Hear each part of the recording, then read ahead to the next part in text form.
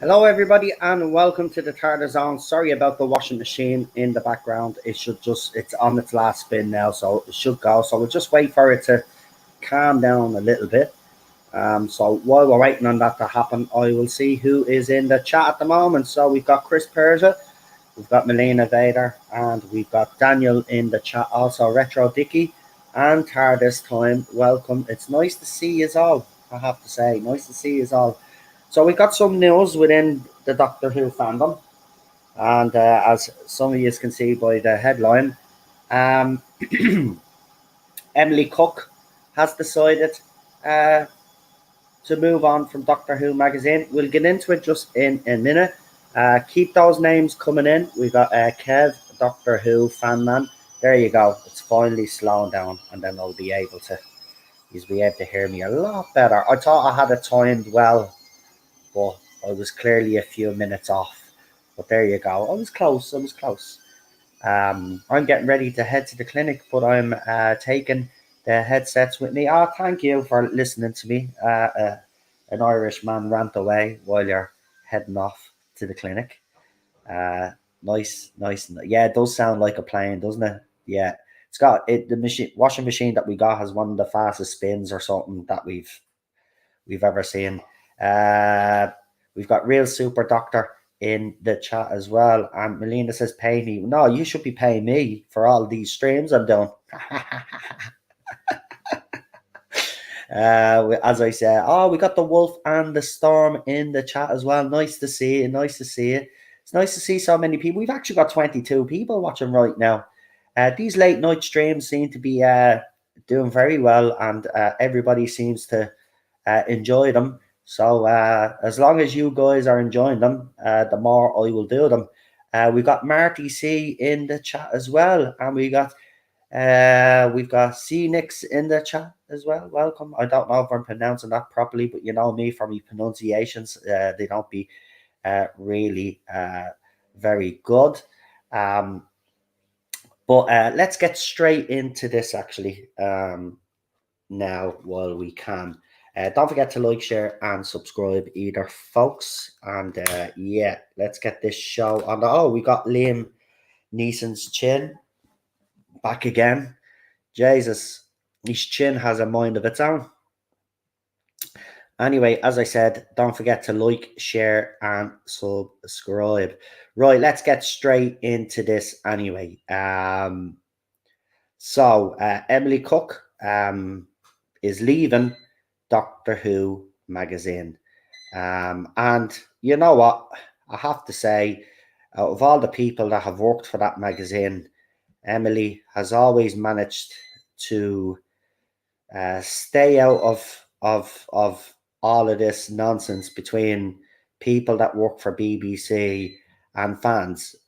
She's been one of the few clever ones that have worked for this magazine and BBC that hasn't gotten involved in the tit for tat with fans. And as you know, during the pandemic, a lot of Whovians were frightened out there, and you know, we hadn't got Doctor Who in a while, and Emily came up with the Doctor Who lockdown. Now, it doesn't matter whether you were a fan or not, the fact that she organised something like that and brought the fandom together for that brief time, both sets of fans were actually, believe it or not, it was actually a nice little time, I have to say. But it quickly evaporated when she tried to do the Unicorn and the Wasp, and she changed the watch along because of the usual idiots on Twitter complaining because it was written by Garrett Roberts. Shelley says, how sad. Yeah, she's one of the good ones, I have to say. So I've nothing bad to say about Emily. She did a lot for this fandom. No matter what I think of Doctor Who magazine or anything, she didn't need to do Doctor Who lockdown, and she came up with it, And let's be honest, we did all join in the watch-alongs originally until they banned the Wasp and the Unicorn, and then I bowed out because, I felt she shouldn't have bowed down to these idiots on Twitter. But unfortunately, that's what happens. But here is our tweet. Here's our goodbye. And we'll put it up now, and we'll give it a read.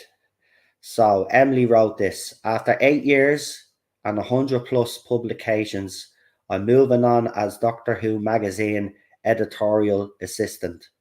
I met the best people, had incredible fun, and learned lots. Doctor Who magazines nurtured, encouraged, and inspired me more than I can say. Thanks, Doctor Who magazine. Happy times and places always. And then she just put up a few photographs there.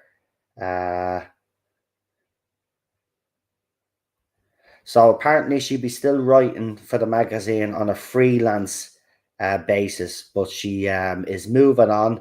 Apparently she's going to be doing some executive producer work in the world of TV. So I just want to wish you the best, because you were one of the nicest people within that organization that didn't get involved with slagging fans off. She managed to stay clear of all of that. It's just a pity some of our other colleagues didn't take a leaf out of her book and didn't engage in having slagging matches with fans. But I do wish you the best of luck, and and I hope everything goes well for you. It's well deserved, in my opinion. I've never had a bad word to say about Emily Cooke, except for the time, as I said, where she banned the Unicorn and the Wasp after the fans. Well, she decided to change the episode because of a few little idiots in this fandom that were giving, oh, it's written by Garrett Roberts, he's homophobic, we can't have that. So, yeah, good luck to you. Wish you the best, and thank you for Doctor Who Lockdown, because I have to say I enjoyed it myself, and the little some of the lockdown videos were very funny as well. So thank you for organising that, and as I said, I wish you the best of luck. So if anybody here wants to say anything about Emily before we move on to the next topic of conversation, please do, and I'll read some of your comments, because she does deserve some recognition. I get criticized on here because I don't give credit. Apparently, I don't give credit where credit is due. Well, I do, but it's a false narrative. But here you go. I'm giving credit where credit is due, and she deserves a lot of credit for bringing a lot of joy during a very hard time when this pandemic first hit, and we all didn't know what the hell was going on. And there was a lot of frightened fans out there, and she did give us, something to something to keep our minds off all of that. So again, she deserves absolute a lot of credit for that. I can't say enough about her, I have to be honest. I just wish her other colleagues had have acted the same way she did, instead of coming after fans like some of the others did. So let's see what everybody has to say.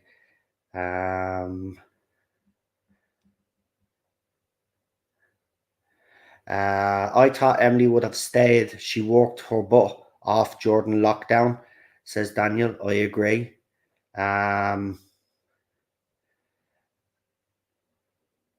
Shelley says, how sad. And Daniel points out that Cornell ruined it, which is absolutely true. The only thing I didn't like what she did was retweet Ginger Snap when he bullied Starry. But to be fair to her, I don't think she knew he was and knew what was happening, so nothing against her. Exactly. She went out of her way to do the lockdown watch-alongs. I have to give her credit for that, says Real Super Doctor. Emily Cooke was nice to me on Twitter, says John Michael Fink. Did she get fired? No, she's just moving on. She's going into the TV industry now. She wasn't fired or anything. Good luck to her in her career, says Tar this time. Lockdown was great, says Tar this time. Can't stay, just wanted to say hi, says John Michael Fink. You're welcome. Thanks for coming in, pal. Really appreciate it. Yeah, people were getting on at that time. A lot of the animosity, for those brief few weeks that she was doing the lockdowns, the fandom was a lot calmer until obviously she picked the Wasp and the Unicorn episode, and then it all went to crap. I watched some of and rewatched Jordan Matt Smith once.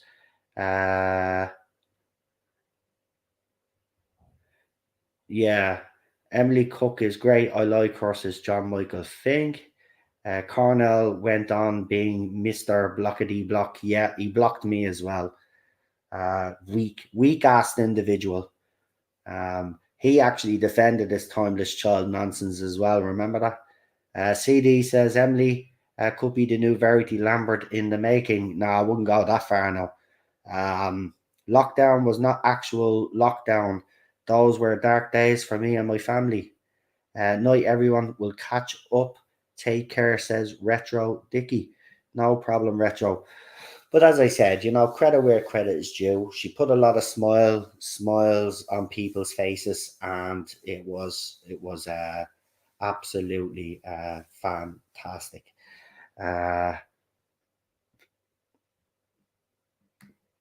So let's see. We've got XSM in the chat as well. So welcome.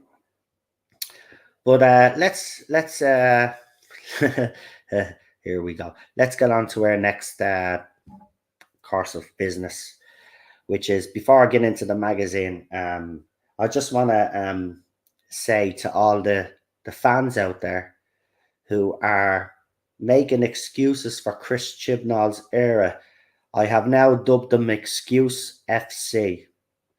Yeah, listen, there's a lot of fans out there telling us that we should actually give Chris Chibnall credit, and deserves a lot more respect than what he's getting off the fandom. Now, I'm going to directly quote someone here, but I won't tell you who they are. Of course, if you follow me on Twitter, you'll know who I'm actually talking about, but I'm not going to mention their name on this channel.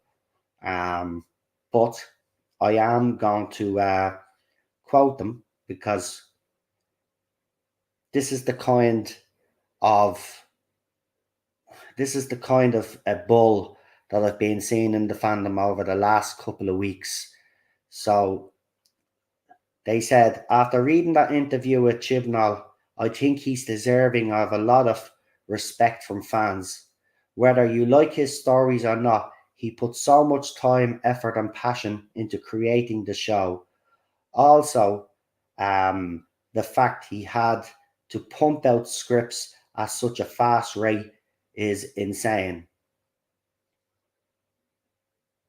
I'll read it again. After reading the interview with Chris Chibnall, I think he's deserving of a lot of respect from fans. Whether you like his stories or not, he put so much time, effort, and passion into creating the show. Also, the fact he had to pump out scripts at such a fast rate is insane. Right? So, whether or not you like his stories, because he put so much time and effort and passion and threw the scripts out at a fast rate, we should give him credit, and he deserves respect for that. And I replied back with excuses FC, and of course the person retweeted me back, and I even said, well, you've got more talent than Chris Chibnall. They haven't responded. But this whole narrative that we owe Chris Chibnall some thanks and credit, or he's deserving of praise for what he did, is absolute bull. He had 18 months between each series. RTD and Stephen Moffat were able to throw out a Doctor Who every year non-stop. Yeah? And then we've got fans like this saying, but he deserves credit because he threw the scripts out at such a fast rate. Well, if they're throwing out at that fast of a rate, well then obviously he's not doing his job properly. Because if you could just throw out scripts that fast, well, then there's no time and effort gone into them. So you kind of contradict yourself there. But again, this is the kind of rhetoric that I'm seeing from Doctor Who fans on the other side, saying that he does deserve respect and he deserves credit. He doesn't deserve anything. He deserves absolutely nothing. The only thing that he'll get credit for is the fact that he's the worst showrunner in the show's history. Now, another thing, because I found this quite disgusting. So someone who I used to have on this channel ages ago, and someone that Ballstrek had on their channel, actually threw up a tweet. And I have to say, it's very disturbing. And this is not me overreacting. This is a very disturbing tweet. And it just goes to show you the lack of comprehension these fans have, or the lack of it's just unbelievable. Here, hold on. Where is it? Again, I'm not going to mention this person's name on this channel, but if you follow me on Twitter, you will know exactly who I am talking about. So they wrote this. I'm reading the Chibnall interview now, and there's an interesting segment talking about how the timeless child came from his own experience of being adopted, and that it's a story personal to him. And honestly, that's really nice idea. I only wish it had been focused more. Like if Tectoyun, right, had been portrayed as slightly more sympathetic figure, and the arc had focused less on Lorbe and more around the theme of found family, then I think the timeless child storyline would have been much more effective. Now, this person has actually said that an abuser should be portrayed slightly sympathetic. Now, I don't know what planet you live on, right? But say that to my wife, and say that to other abused victims out there, that their abuser should be shown in a more sympathetic light. I mean, the crap that actually comes out of his mouth anyway is unbelievable. But this has to be the worst tweet, one of the worst tweets that he has put up since I got to know this fella. Like if Tectoyum had been betrayed a slightly more sympathetic figure. She murdered a child. She abused a child. She kidnapped a child. And you want that person to be betrayed more sympathetically? Are you off your head? Seriously, are you off your head? Because that is an absolutely disgusting and vile thing to say. I would love you to say that to abuse victims and see what the response is. This just goes to show you that people like him, right? They've gotten a voice in this fandom, yeah? And they shouldn't have a voice in this fandom if they're talking crap like that. You want an abuser to be shown on a TV show more sympathetically. You want the arc to be more sympathetic. I just don't get it. This woman, Tectoyum, murdered a child over and over and over again, and you somehow wanted them to write him more sympathetically?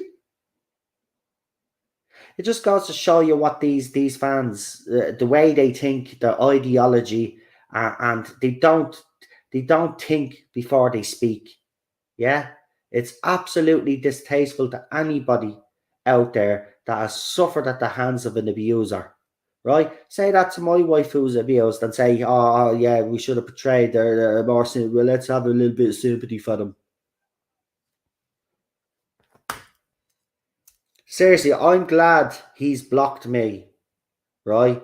Because I would be ripping that guy to shreds right now. And the only reason why I'm not doing it on the channel is because I've gone past getting angry on this channel about that.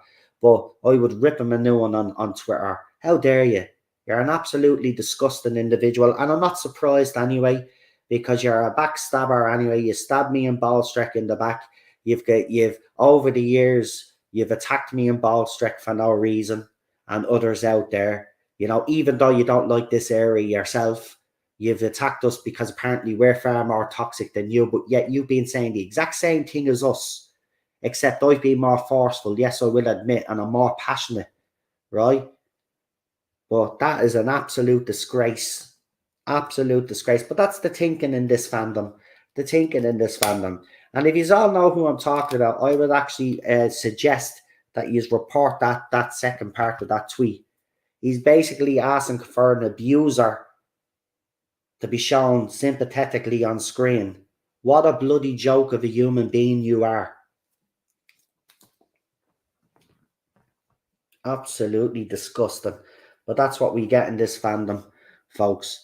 So not only have we got Excuses FC, we've got some fans out there saying some foil crap. But I told you, I've been seeing this over the last few weeks. Oh, Chris deserves a lot of credit for this, that, and the other.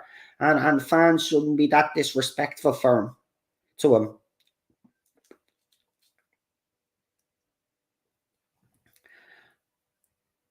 Seriously, I can see is all in the chat reacting to that. It is vile. It is vile. You're right to react that way. It is absolutely disgusting. It's absolutely disgusting. And the thing is, nobody on his side will have the nerve to call him out for a distasteful tweet like that, right? And these people get away then criticizing and abusing people and dehumanizing them by calling them not my doctors, any other fan. And I wouldn't even mind, this guy doesn't even like Doctor Who.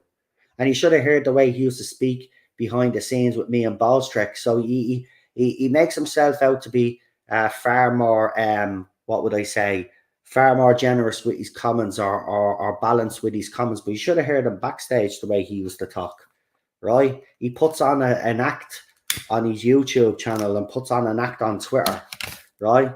He's just if we're called toxic and vile, he's just as bad as us. But that is toxic and vile. But as I said, you're going to see a lot of this rhetoric over the next few weeks as well, with the excuses, making excuses for Chris Chibnall. There is no excuse.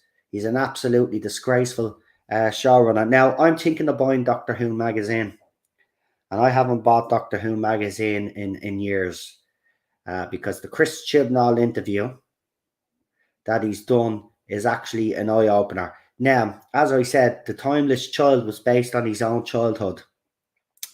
And he has also refused to tell. He's refusing to tell us where the Doctor's origins are. Quite interesting comments coming out from. Also, he also said, which I told you on this channel, that he never knew that he was going to be replaced until 36 hours before the announcement was made public. Right? 36 hours before it was made public, he was told that that RTD was returning.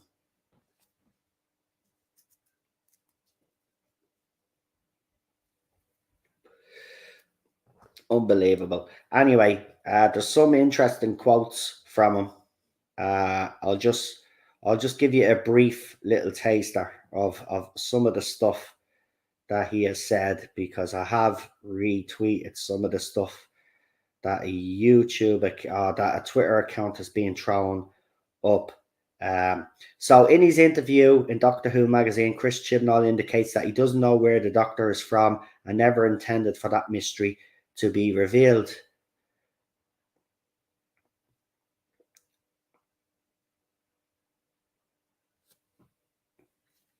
Right, just bear with me for a second.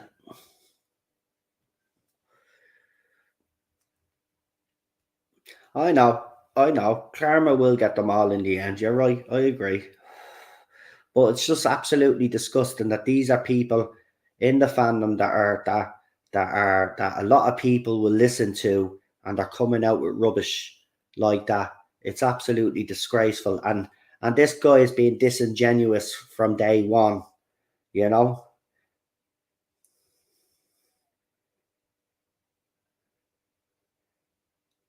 So he also made a comment about when he criticised Pip and Jane Baker, and he said, I was a grumpy, mouthy, opinionated 16-year-old who got called up on Sunday night by someone saying, do you want to go on telly tomorrow?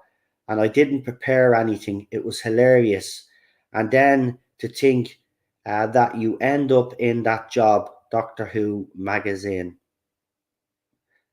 So he was rung up the night before and asked to go. He didn't prepare anything, and then he gave the speech. Now, I will say he was 16, but I just want to actually point out to all of these fans that call us not my doctors and stuff because we didn't like a doctor or we didn't like writing. He's the original, not my doctor.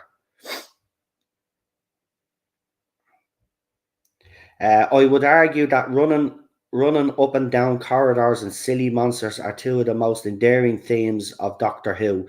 So the things that he's criticised, he's now saying are the most endearing things because he ended up doing them in his own show, his own version of Doctor Who. So he's a hypocrite. He's a hypocrite. Um, and it's quite startling when you read some of these other quotes. This guy had absolutely no clue what he was doing with this show, and the BBC allowed him to do everything that he did. That is absolutely, absolutely madness. Why you would give someone a job like that doesn't have the ability to write some decent stories. Unbelievable. And I'm not the only one that's criticized them because I do have an article here. The article is in the link description. Of course, we will read the paragraphs and then I'll give me your opinion, but I won't throw it up on the screen because you know what the magazines are like nowadays. So if you want to read the article along with me, it's in the link description. Check it out. So this is an article from Head Over Fields. I put heels. I'll have to change that. I said head over heel. Oh no, did I say head over heels? I think I did say head over heels. I'll have to change that. So this is what they had to say about Legend of the Sea Devils. Um, ugh, how did we get here? What the hell happened? Because I can't believe that Legend of the Sea Devils, the penultimate story for Jodie Whittaker's Doctor, hit the airways exactly as it was meant to. This truncated, edited to shreds episode simply can't be what anybody intended us to see. I don't even know how to recap it.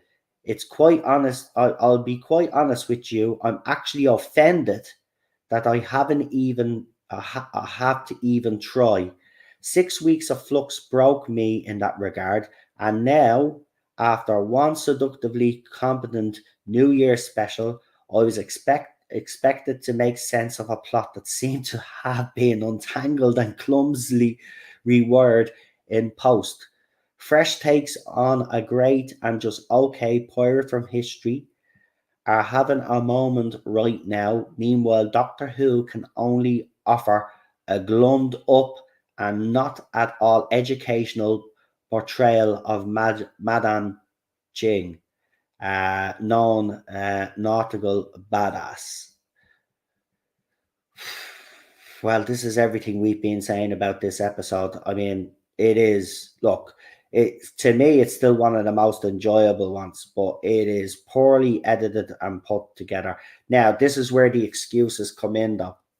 Of course, I can allow that COVID filming challenges are still a thing, but oh no, but she's not making an excuse here. But that's hardly an excuse now that we've seen from other media what's made possible by little Indian ingenuity and a lot of careful planning.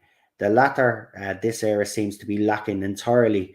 Chris Chibnall had to know that Madame Ching wouldn't read as fearsome or capable on a ship without a crew. And that's exactly what I said in my review. I mean, we didn't have many pirates, and she should have. He had to know that putting the entire species arc in fins of one sea devils would look silly and sparse. Yet that's exactly what we were served up, and I just don't feel like looking for the silver lining anymore. This is insulting. It's about time there's a media outlet out there, and they have to be praised for this, that are actually finally coming out and slamming this, right? And she's even Flux as well. She didn't enjoy Flux either. So we're not the only ones, folks. So again, the media is starting to come out and be truthful. But why weren't they truthful for the past 5 years is beyond me. I suppose they had to defend the female doctor and what Chibs was doing, because they had obviously slammed, not this article, I'm talking about fans, slammed the fandom for so long about not accepting Jodie Whittaker as the Doctor, or accepting the shit writing that he's produced over the last few years. Once again, we're stuck in a non-stable adventure with a stagnant Doctor.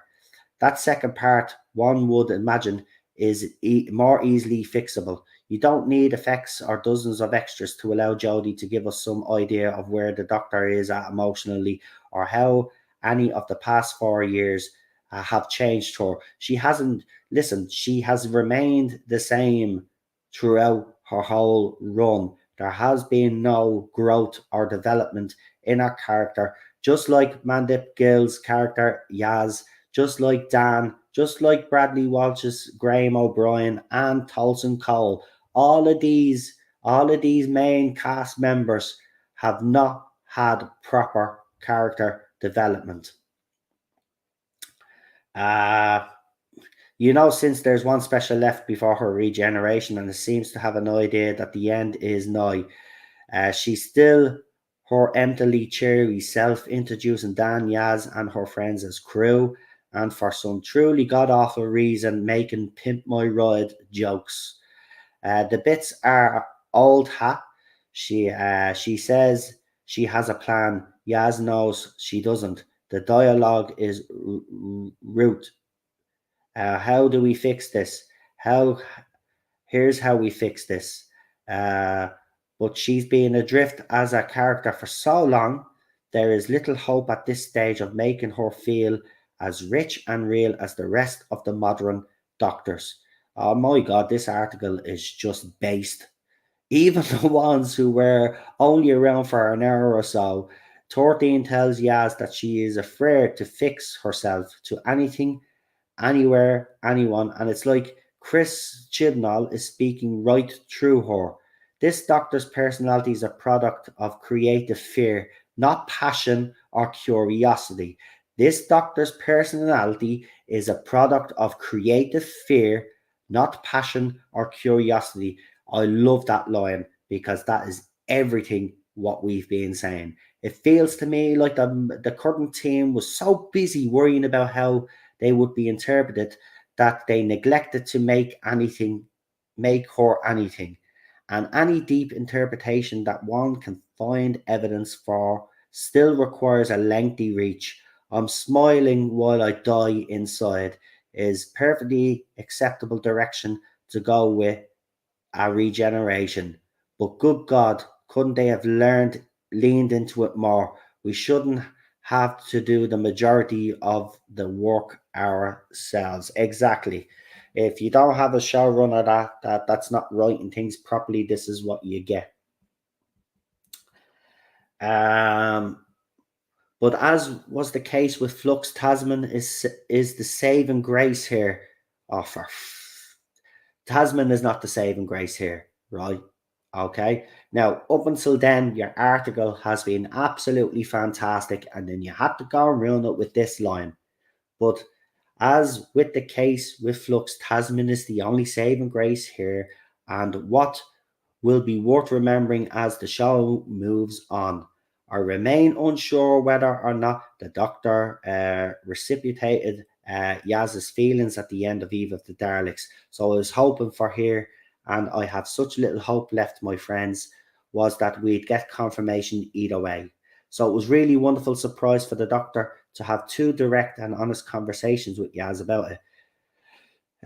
But where the storyline falls short for me is that the show doesn't seem to care why 13 could do what 10 or even 12 couldn't. I mean, Rose Tyler would have done terrible, unspeakable things to get a painful satisfaction of if I was going to believe me, it would be with you. What makes Yaz different? What makes Yaz different? What makes this doctor different? After years of keeping her companions at arm's length, we gave her the ability to come out and express her desire for a different kind of connection that she'll ever let herself have. It's not that I don't buy it, I do. I'm invested, but I miss the deep dive. I want to dig into some souls here, and the Chibnall era won't make me dip a spoon in. So what you're basically saying there is that even though the show Flux was bad, even though the other specials were bad, the one shining light to you is Tasman, even though the showrunner himself, the other executive producer, have said that it was shoehorned in, and you're saying that you believe it. It's the most unbelievable relationship that I've ever seen in my life. There's been no character development, there's been no plot development, and this is where this article actually goes all over the place. So you're saying it's shit on one hand, but thank God for Tasman. Absolutely unbelievable. They're obsessed with Tasman, aren't they?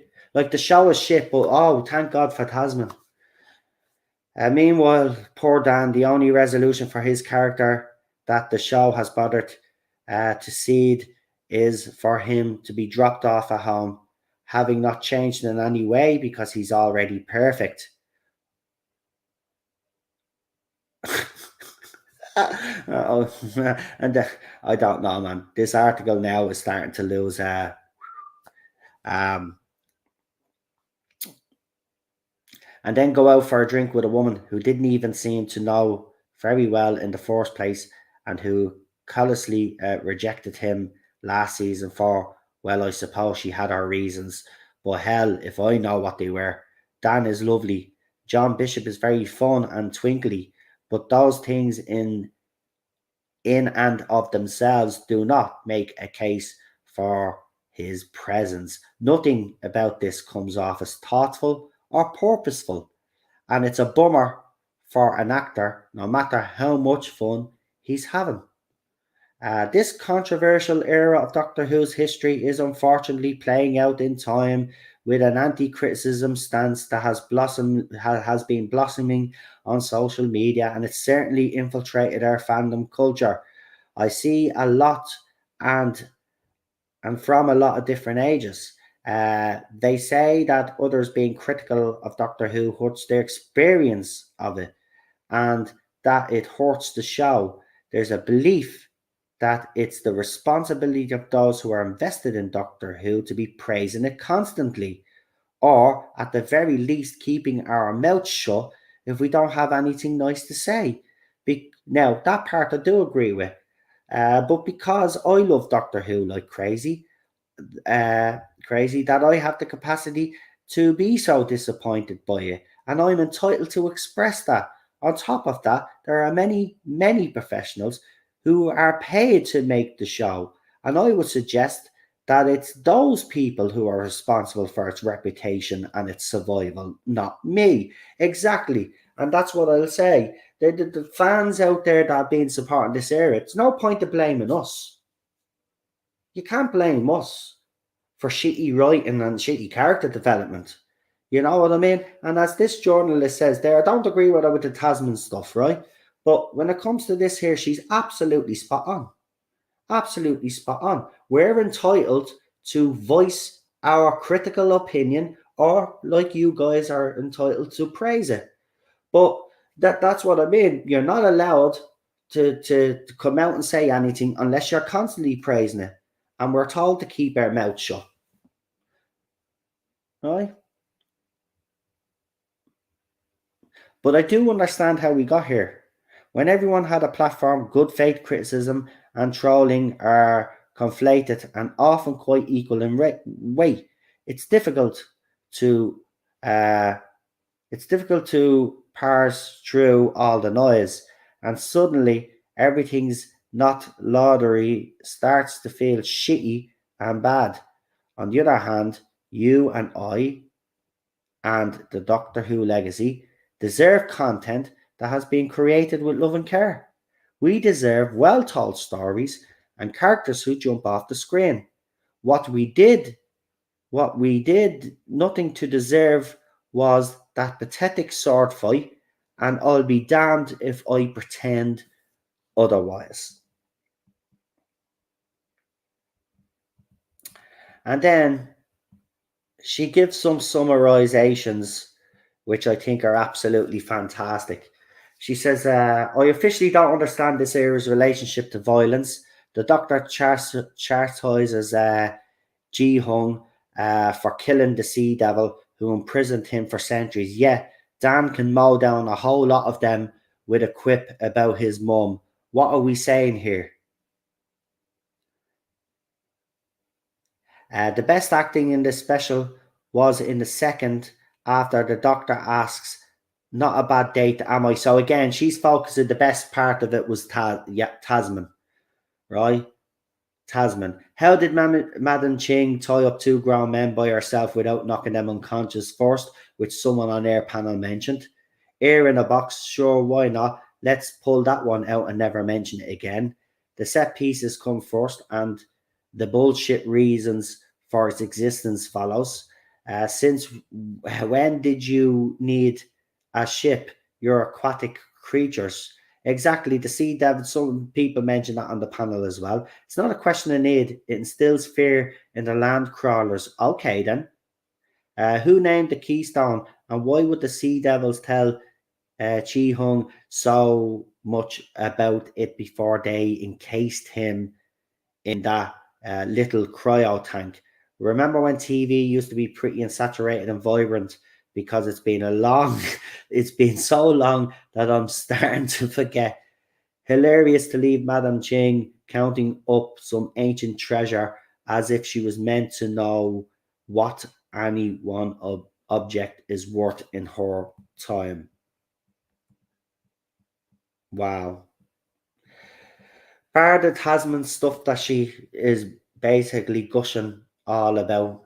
I agree with everything else in that article. I see Daniel is heading off, so I'll just say good night to Daniel before he leaves. And I'm sorry for some of my pronunciations, but some of these journalists can't just speak plain English. You have to put in all these fancy bloody words.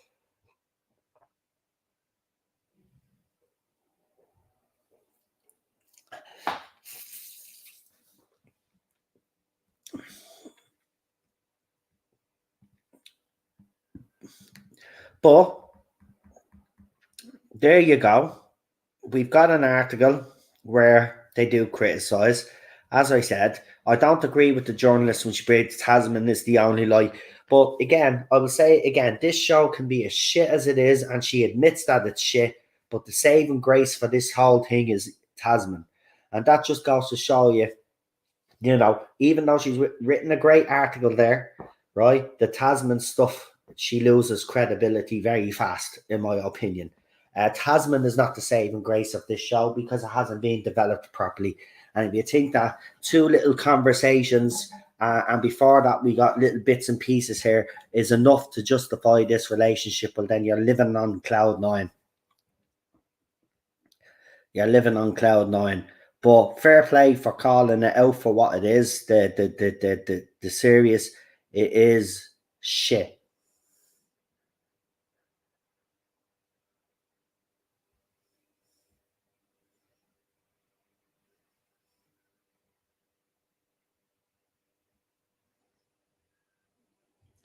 Watching this stream with a glass of red on my 70-inch TV. It's like Tarzan TV, lol. Send me a photograph, Marty. Send me a photograph, will you? I want to see you watching on my TV, on your TV. I noticed about the J bots who have YouTube channels are all starting to turn their back on Chibs. Well, they're making excuses for him though as well. They're making excuses for him as well, which I don't like. I mean, if you're going to come out and criticize him, for drop the excuses. Drop the excuses, right? Just come out full blooded and say what's really on your mind instead of pussyfooting around it. This is what I'm hating about this other side of the fandom. Some of them are starting to criticize, but they're not going full blooded. They're still afraid to go full blood because they're afraid. Do you know why they're afraid? I'll tell you why they're afraid. Because some of these YouTube channels, either get exclusive content or exclusive interviews with certain people within Doctor Who, and they don't want to ruin that or ruin their little sponsors, so they won't come out straight and say what needs to be said. And that's why I'm different to most YouTube channels out there, because I don't have sponsorships. I'm not worried about bringing people on the channel that are from the Doctor Who show, because none of them will ever come onto the channel anyway, and they've accepted that. So the shackles are off with me, so I can say whatever the hell I want and go full blooded. But I wish these fans would actually come out and call it out, because we cannot repeat the same mistakes again, right? And this is why it's important for them to be coming out and to be criticising. So RTD knows not to repeat the same mistakes as Chris Chibnall, right? Not that I believe he will, but it'd be nice for him to know how fans are actually feeling about this era.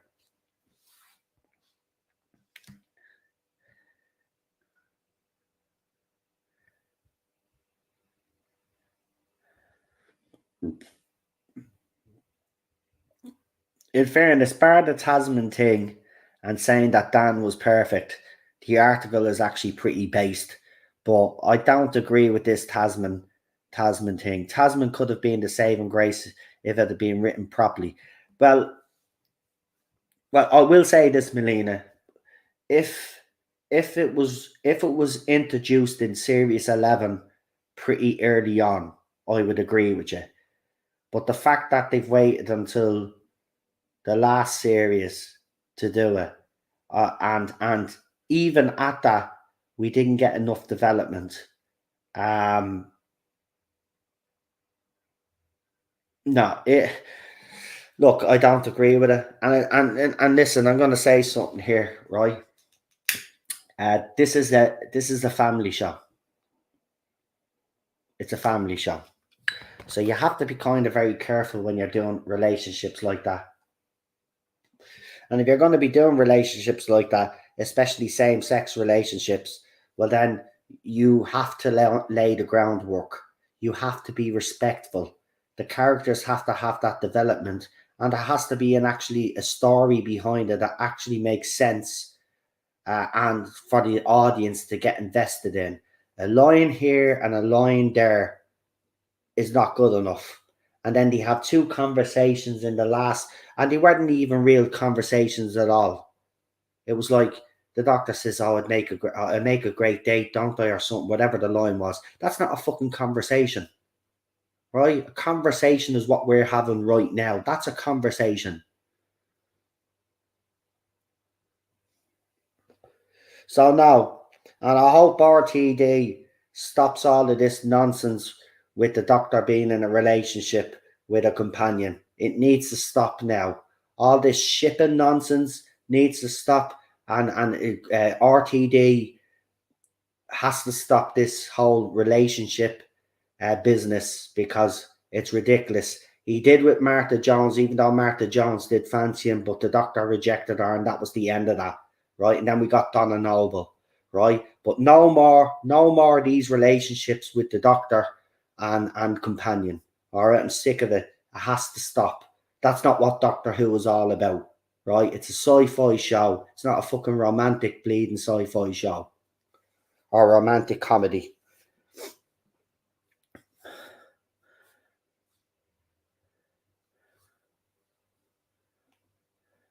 If you look at the DVD extras to the Course of Fenric, the writer intended to have a gay character in it, but JNT didn't want it because the show was a family show. So, so yeah, I mean, it has to stop. So hopefully when he brings the doctor back and he brings this companion in, there's no lovey-dovey crap going on. If the companion wants to have a relationship with another companion, that's fine by me. But the doctor shouldn't be in a relationship, full stop. I've never agreed with the doctor being with Rose. I've never agreed with the doctor being with River, but he did it anyway. But the difference between those two relationships that I've just mentioned to this one is that at least these relationships were developed over a couple of seasons. Yeah, that's the difference.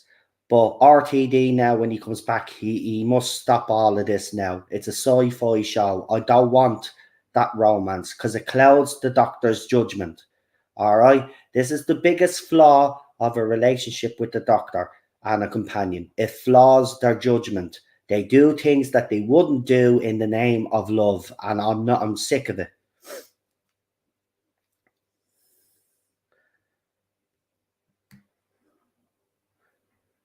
The worst insult RTD could do to Chibnall is cast a serious female doctor, do it properly, and win both sides of the fandom over.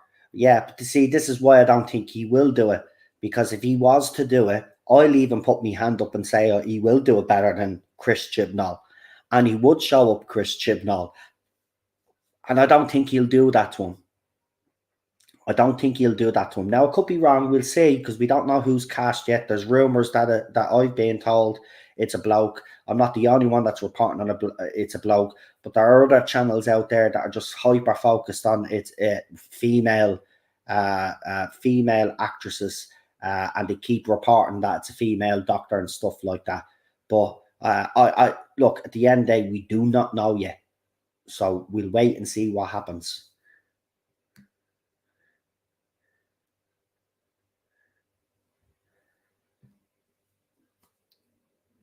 Melina, I'm not going to get into an argument. I know you have a different opinion on the shipping and romance. That's my opinion, and I don't agree with it. And I'm not the only one. There's a lot of other fans that'll take my side on this.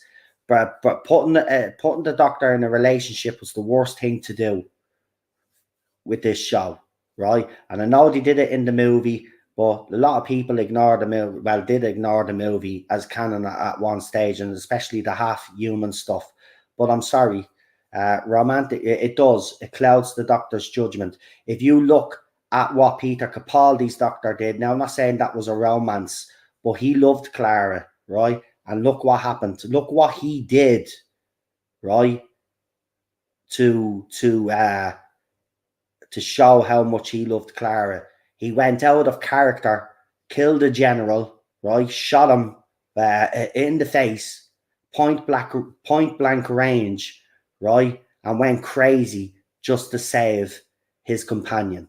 What made her so special compared to every other companion that he had? What made her more special than Sarah Jane and any of the other companions that he had? She wasn't that bloody special. Right? She wasn't that special. And this is what I'm talking about. It does cloud the doctor's judgment. Of course it does. The movie was just a kiss, nothing more. Okay, it did suggest more, but it was nothing, says Real Super Doctor. Had a lovely thought the other day. It was a shame we never got to see Sarah Jane meet the 12th Doctor. Peter Capaldi met Liz Sladen when he was in his 20s. It would have been a sweet reunion. I agree with that. Every companion plays a special part for him. Yeah, but again, I'm just giving my opinion. Romances don't work with the doctor, and I'm not for it. And I hope when RTD comes back, that's one thing he rectifies. And he did actually in his Force era, because we got Martha and we got Donna Noble, and they were friendships. And then with Peter Capaldi and Bill Potts, it was a professor student relationship. And that's exactly the way it should be. That's exactly the way it should be. Same with Ace and the doctor, right? Professor, student kind of relationship. That's what we want to see. But no romance.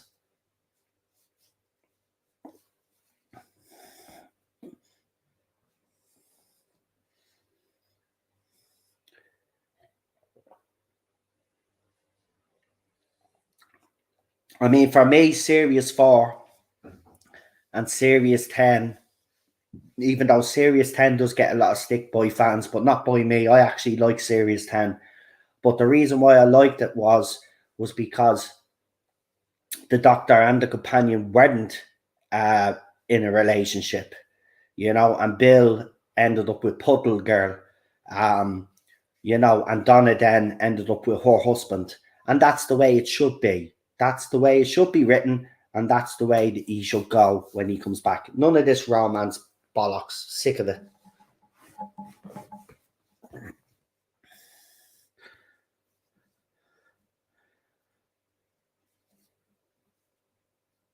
He did sacrifice his prince. Exactly. That's exactly what he did.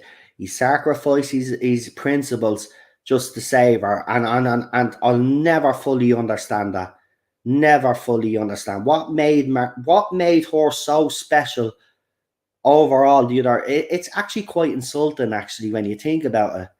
What made her more special than even Rose or any other companion out there? It just doesn't make sense to me. You need to look at the classic series. There was no romance. It focused on stories and adventure. Exactly. But the Doctor is not perfect. You're saying, yeah, but look, I'm not going to sit here and say the Doctor hasn't made mistakes over the years. Of course he has. But romance is just it clouds the Doctor's judgment. He would do things that he probably wouldn't normally do, and it was proven in Hellbent about how far he would actually go because of a love of a companion, and it was wrong. It was wrong.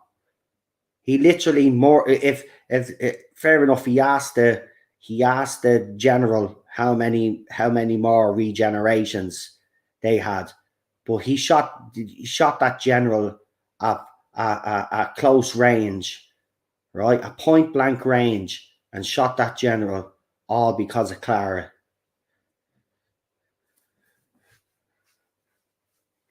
Oh, I actually like the Monks triple bill. I know it's not I know it's not perfect, but I actually did like that. And Bill Potts was brilliant in that. Bill Potts was brilliant in that, actually. Clara went back into his timeline and saved him, so she has been with him longer than any other companion, and she saw him as a child. Yeah, but it doesn't matter. That's no excuse to do what he did. That's no excuse to do what he did. And I didn't like that Impossible Girl storyline either. What made her so bloody special?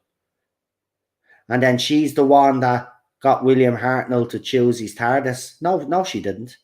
No, she didn't. He chose. He even says it during the show. The TARDIS chose him, and he chose the TARDIS. They chose each other. But then Moffat decided to mess with that and change it. That it was Clara that told him to take the TARDIS. No, I'm sorry. Disagree with it. Disagree with it. And this is not me having a go at anybody. Fair enough. If he's like the shipping and he's like the romance element, I don't care, right? I just don't like it personally.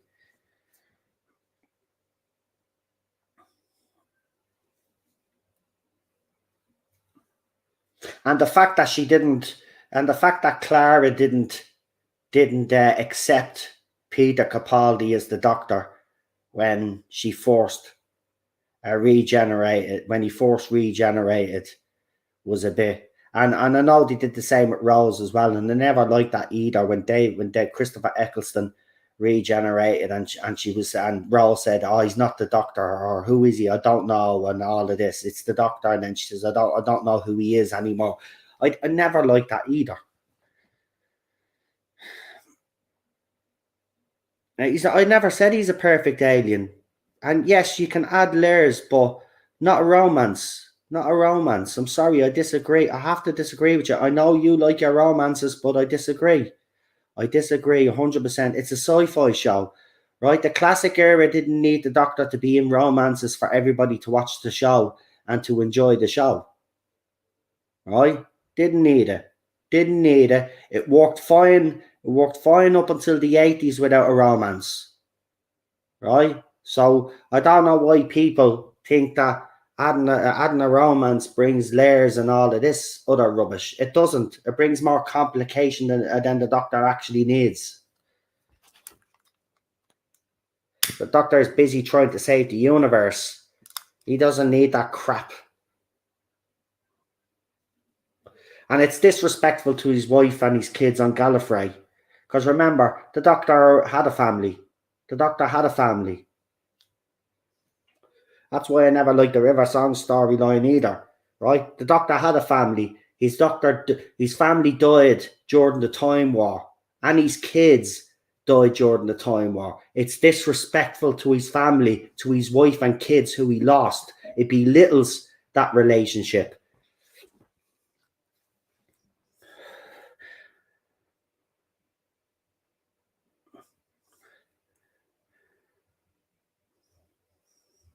And anyway, the Doctor can't be, the Doctor can, and this is another thing why it's flawed. The Doctor is so old and will never die that there's no point of him being in a relationship because he could never stay in a relationship with anybody, even if he did fall in love. He can never stay in a relationship. So it'd be unfair on the person that he fell in love with because they will die. He says it to Rose. Yous all grow old, yous all got old and yous wither and yous die. And he goes, imagine seeing that happening to someone you love. And that was the best line that you could to ever explain why the Doctor shouldn't be in a relationship. Right, 10. Yeah, David Tennant's Doctor. In School Reunion, he says it. When Sarah Jane comes on the scene, there's a bit of jealousy between her and Sarah Jane. And then he says it to her out straight. Right? Because she asks, why did you abandon Sarah Jane? And he goes, well, you grow old and you's with her and you's a die. Imagine having to watch that basically. Someone you. And then Rose asked, what are you saying? And we all know what he was saying. I keep hearing 3 names. Yeah, Russell Tovey is definitely one. Maximum Baldry and Rory Kinnear. I have heard about Rory Kinnear as well. But I haven't heard of the Maximum Baldry.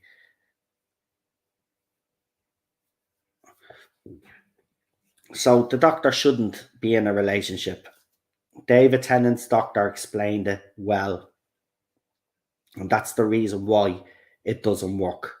He never does, and he'd have to sit there and watch the person that he loved. That's why he sent Clara away as well, right? When he was on Trenzalore, he sent Clara away because he knew he was dying himself, and he didn't want to put her through that either, right? And he didn't want her to stay there either and be stuck there, right? Because she would have died before he died if she had stayed on Trenzalore. And that's why he sent her home, because it hurts too much. And even Whittaker's Doctor has even said it now, you know? So no, they keep the romance out of it. If you want the two companions to fall in love with each other like Rory and Amy did, that's fine. No problem with that. But not with the Doctor. That's where I stand on it. And I'll never change my opinion on that. That's where I stand on that. I've never liked it and I never will. And it's one thing I hope he does not bring back into this era, his new era. I hope he keeps that nonsense out now and gives us companions and doctors that are just friends.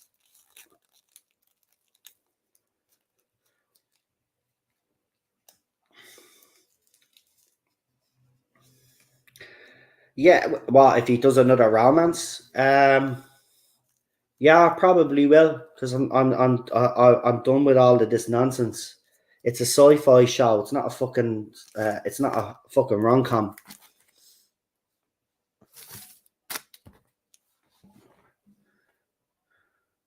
Yeah, I wouldn't mind Russell Tovey, myself, Marty.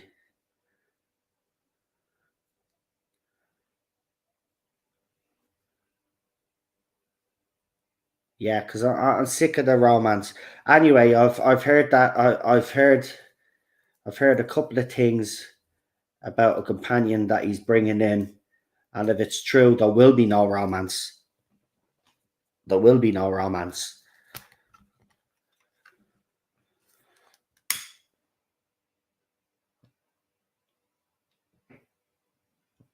Well, that's you. That's not me. I'm just sick and tired of it all. I want my show back, and I want it written the way it should be written. And romances are not the way to go. It kind of made sense when the Doctor first came about, because the way he was after the Time War and all of that.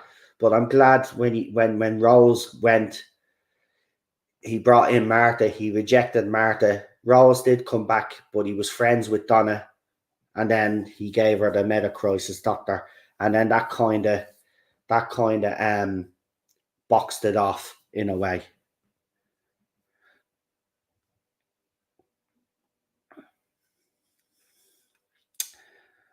So yeah, I'd make changes for the true fans to put Doctor Who at the Last Chance Saloon.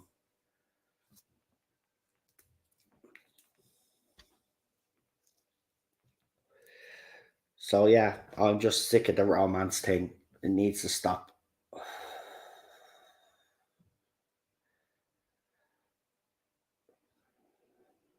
Oh my god, that is a big fucking TV. Holy shit, that looks wow. Jesus, me logo. I have to admit, not being big headed here, but me logo looks great on that TV, Marty.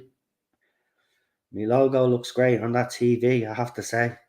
And no, I'm a red wine fan myself, mate. Enjoy, enjoy, enjoy.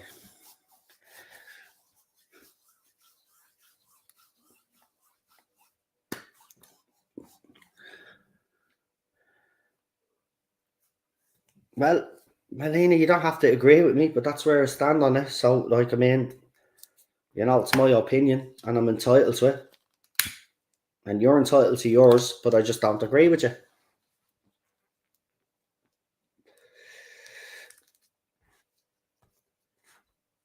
No romance.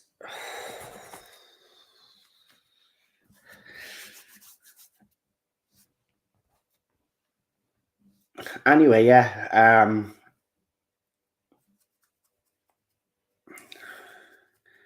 Well, that's your opinion. That's your opinion. That's your opinion, and you're entitled to it. I disagree. It's not a dumb reason.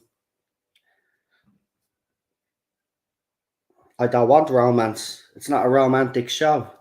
It's a Doctor Who show. It's Doctor Who. It's sci-fi. As I said, if you want to have two companions to be in a relationship and have a little romance, that's fine. I don't mind that. I don't mind a romance like the Rory and Amy story. That was lovely, right? That was a nice romantic story. Yeah, don't mind that. But I do not want the Doctor to be involved with a companion.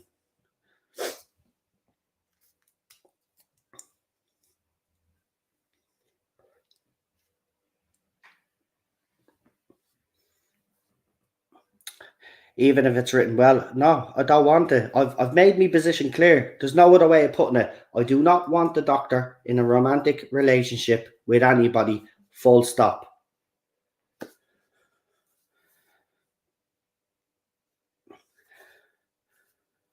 I don't mind romance, but I still think it's time for something completely different. Romance has been an underlying theme during all the New Who. Time for something fresh. The show is about a madman in a box, two hearts, an alien from another planet who travels in space and time. That's exactly what it is. As I said, it's not a fucking rom com.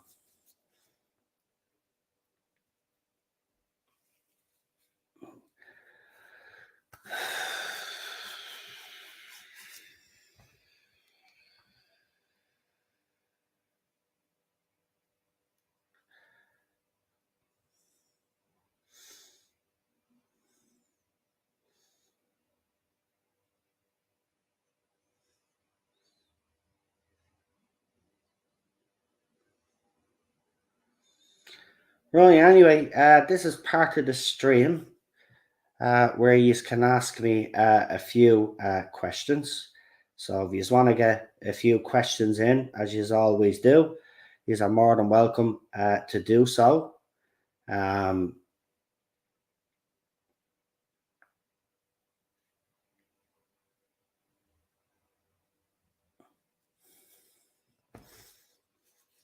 As I said, I do not. You ask me what if Romana is his companion, she's a Time Lord. Yeah, that doesn't mean that the Doctor and Romana should be in a relationship together. I don't know how clear I have to make it. I do not want the Doctor and a companion to be in a relationship. Two companions in a relationship, fine. Whether it's two blokes, two girls, or a boy and a girl, I don't care. Right? If you want to put them in a romantic situation, fine.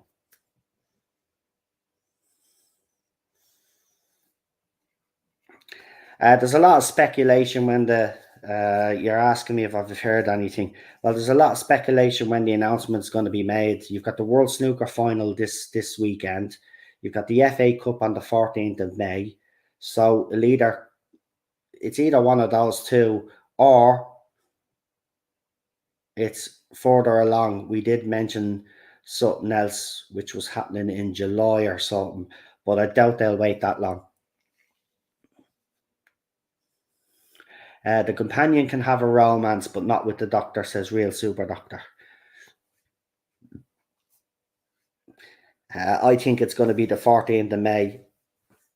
Yeah, it's a good show. It's a good show. It's a good show.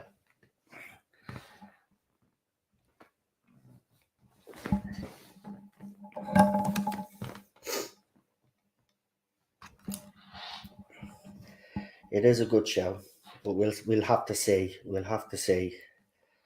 Something will have to be announced soon anyway, because it's, especially after the Legend of the Sea Devils. I think a lot of fans have now come to realize how bad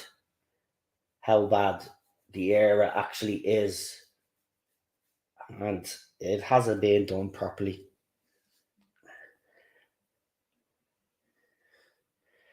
That's what I mean. I didn't like Clara because she messed with the origins, and she changed a few things as well.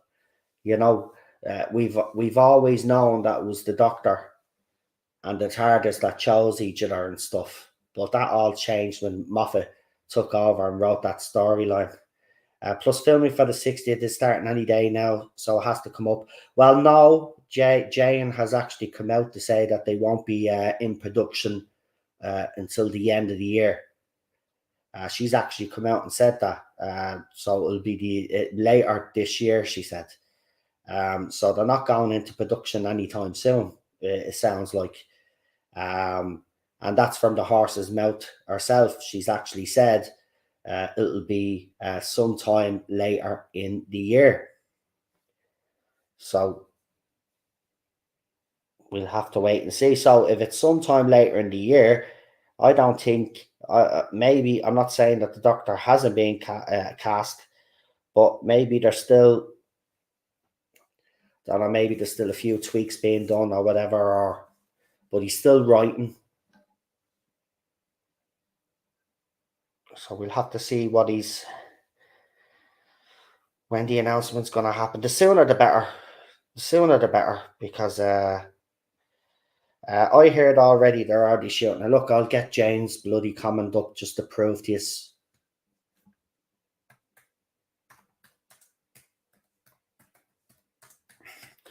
She's actually said it herself, right? It's not filming until later on in the year.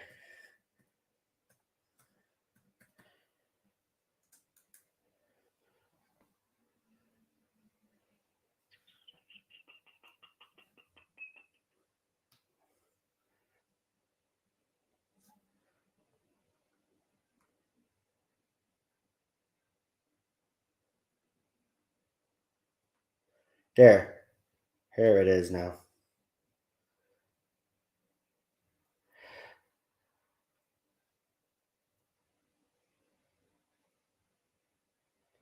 Now, where's the actual quote?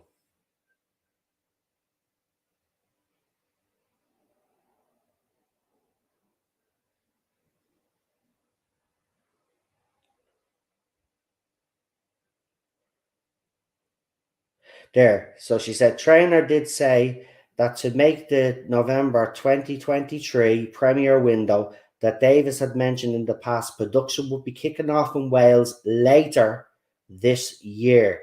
The Sony-owned Bad Wolf will be producing Davis' upcoming series, taking over the responsibility from BBC Studios. So it's later this year, and I'll even put it up on the screen to show everybody. So anybody out there that's claiming that they've already started filming, they are lying. There is no filming happening. There you go. There it is there. I'll highlight the line.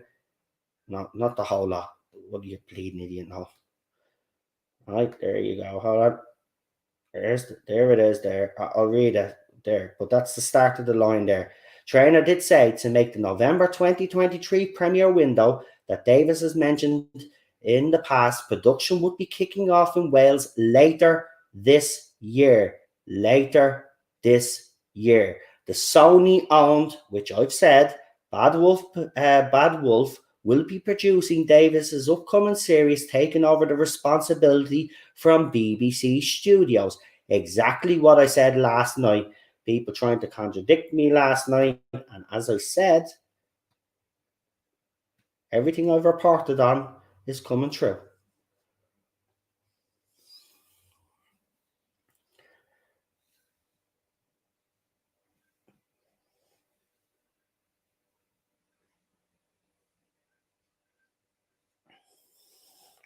So I've showed you there, it's come from the horse's mouth itself. So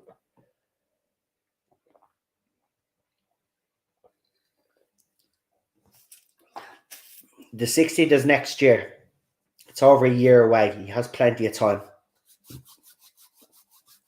He has plenty of time. He doesn't need to be filming yet.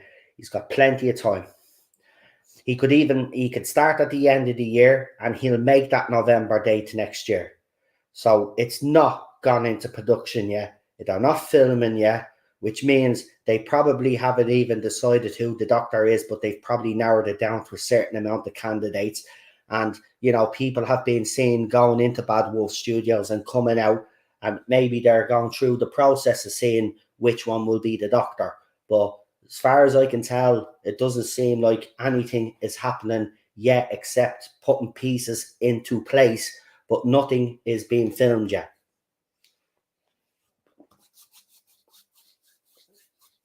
The show has a run of 50 plus years with an asexual doctor. Why is it acceptable to change his sexual preference now? Good question. Good question. Good question. Exactly. And that's why there's such a pushback on all of this. It's not that we're opposed to relationships in Doctor Who. We just don't want the doctor to be in a relationship.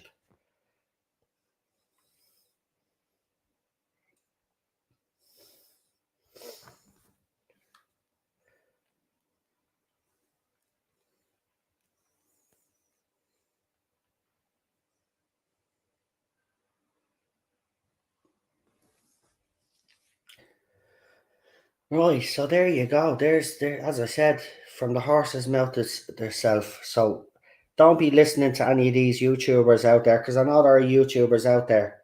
Just like there were YouTubers out there last year and the year before and the year before that, trying to tell all fans that the show had gone into production. And every time I reported that the show wasn't gone into production, I was called a liar. I was called this, that, and the other, and then it was confirmed. Okay, I'm doing this 5 years now.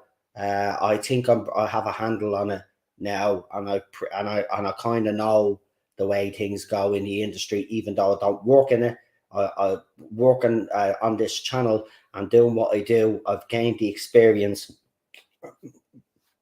so I know.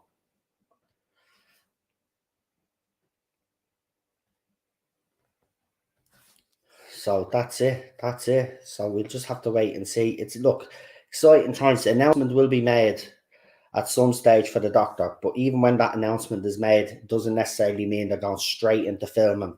They'll announce the doctor, they'll let it breathe for a while, then we'll probably get a logo, maybe something else, you know, TARDIS, stuff like that. There's lots of other stuff to reveal first before they start going into filming.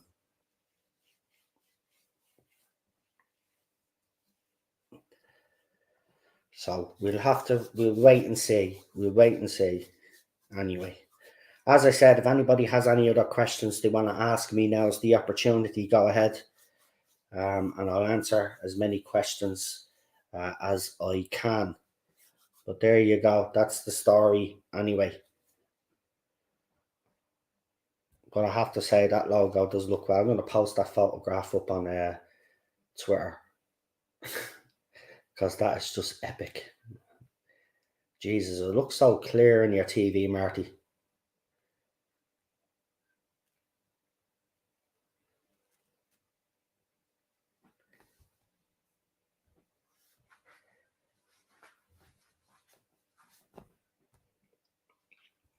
Right, let's see if there's anything else I can actually just bring up while we're here. Oh yeah, there is a bit of news. So some of you who might follow John Barrowman on Twitter will probably notice that his Twitter account is gone. And as far as we're aware, I think it's got to do with the fact that Elon Musk has took over Twitter. So it looks like John Barrowman is gone from Twitter. His account no longer exists. It's either that or something else has happened. Now, I know that he was supposed to make a few appearances somewhere else, but he cancelled. But a couple of new appearances were announced today. So I don't know if it's anything got to do with that. But there are a couple of fans that have started up again. One in particular thrown up a post about how he was 12 years old, a year after John Barrowman came out of the jungle, and he asked John Barrowman a question. And the question was something along the lines, what was the thing that you missed most when you were in the jungle? And apparently he mentioned something about missing his husband and made a few jokes, right? Now, this person in the post says that they were smiling and laughing at first, and they knew nothing about the John Barrowman's past, but then decided that they needed to tell the whole world that they felt humiliated and felt embarrassed by what John Barrowman did. But yeah, his mother was sitting beside him and she didn't have a problem with it. But yeah, he went then on Twitter and told everybody that he felt humiliated by John Barrowman, even though John Barrowman wasn't slagging him. He asked him a question about what he missed in the jungle, and John Barrowman answers in a John Barrowman way, as the fandom always knows. He can be a bit, let's say, a bit steamy with his answers, right? And apparently, this guy is laughing his head off, right? But all of a sudden now, he comes out and he says he was humiliated and embarrassed by him. What a crock of shit. Question, Noel, has your washing finished? It has. It has. It has. Not a question, more of a statement from Horse's Mouth. Jodie isn't that bad, says Chris Persia. Oh my God, Chris. I don't mind the doctor will have chemistry with his companion, says Shelley.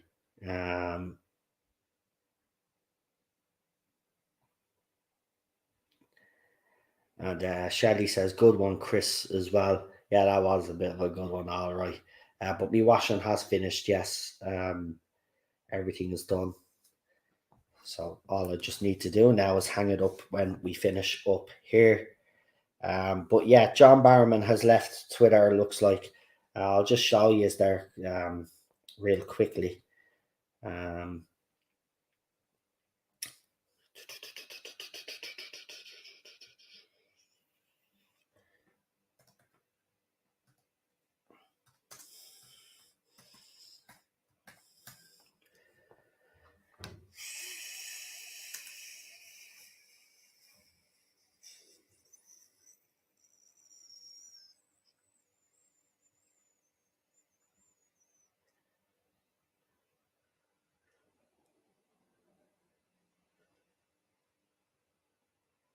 Oh, there's a video.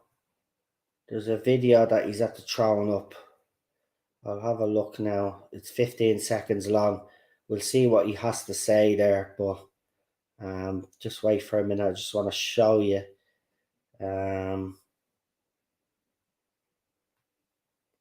Here we go. It's actually sad to see, I have to say.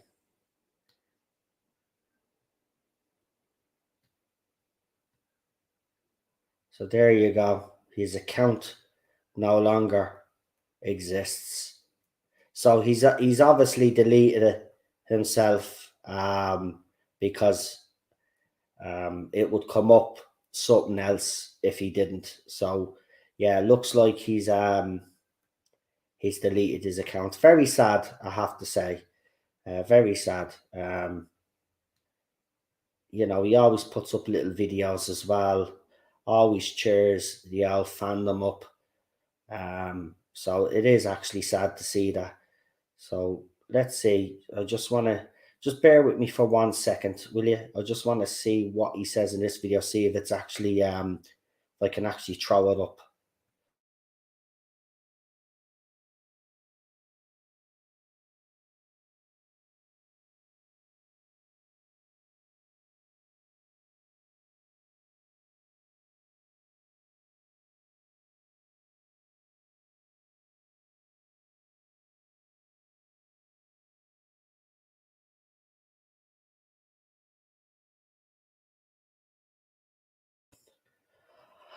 Oh my god, he nearly has me in tears there. He's he does a 15-second video. I don't think I should throw it up because it's I know he threw it up on social media, but you can go and check it out yourselves. But he said that he feels slightly overwhelmed today, and you can see he's on the verge of crying. Um, that man has gone through a lot over these last few months, and it's all down to Noel Clark, for throwing him under a bus because he wanted to distract away from his own problems. But it's absolute. Seriously, you should check it out. It's yeah. I hope he's okay. I hope he's okay. I hope he's feeling a lot better. Question for all in the chat: what kind of TARDIS interior exterior would you like RTD to bring in for Series 14? Asked Marty. Shelley says, "I hope John's okay." Yeah, he looks a bit upset. You can tell that he's on the verge of crying. I don't know what's happened, but let's hope. And I hope he knows that we're all thinking of him. What I'll do is, some people are asking me, "No, where can I find it?" What I'll do is actually I will retweet it on my account now on Twitter, and I'll put it in the chat, the link in the chat. How about that? So you can check it out yourselves. If you follow him on Instagram, send him your love. Let him know that you are all thinking of him. Just give me a second because I don't want this audio to bleed through.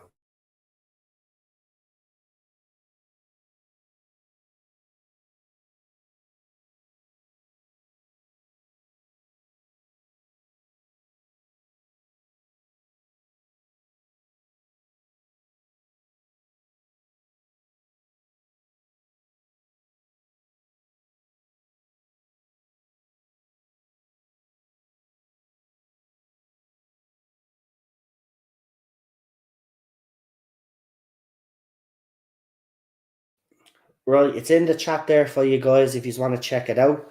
It's a little 15-second clip, and I've also retweeted it on my Twitter account as well. So Real Super Doctor says he'd like to see proper roundels. Marty, the exterior should be concrete, just like 1960s police boxes were, says Robert Campbell Stonebanks.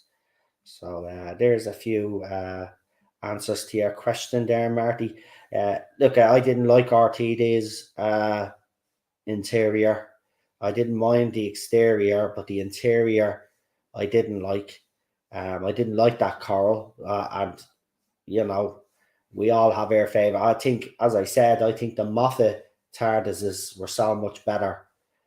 So I am hoping that he gives us something quite unique this time, and something that's a lot better than I believe he gave us in 2005. But that's just my opinion. Of course, if people like that one, that's I'm not going to knock you for liking it. It just wasn't my cup of tea.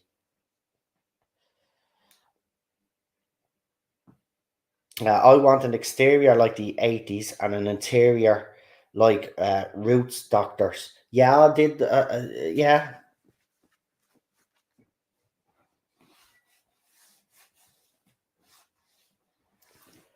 Ray Cusack did not like the TARDIS interior. He called the TARDIS console a dog's breakfast. No, I wouldn't go that far. Look, I'm not a fan of the coral, but I wouldn't go that far. No, I wouldn't go that far. I mean, it kind of worked with the two doctors because they had fun with it. They had fun with it. And the scene in Journey's End where they're all around the TARDIS console, that was a nice scene. And it did look well there with them all in it. But I've never really liked the coral one. That's just me.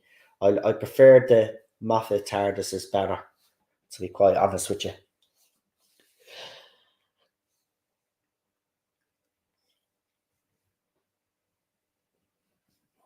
But there you go. Yeah, he doesn't look too happy, Shelley, does he? He's on the verge of crying. I don't know what's happened to him, but he says he feels very overwhelmed today. I just hope he's okay. Even if he's not on Twitter anymore, I wish him the best. I'm a huge fan of Barrowman. He's brought a lot of laughter and joy to my life anyway, and a lot of us fans. So it's horrible to see him go through what he's gone through and the pain that he's obviously gone through. What these people don't realize is the ones that are abusing him, the ones that are calling him, all the vile names that they've called them. They don't realize how their words take a toll on people's mental health. And you can clearly see, I mean, he's even admitted that he's had to go and seek help and talk to someone. And these people are still at him. Like the guy has told you that you have wore him down so much that his mental health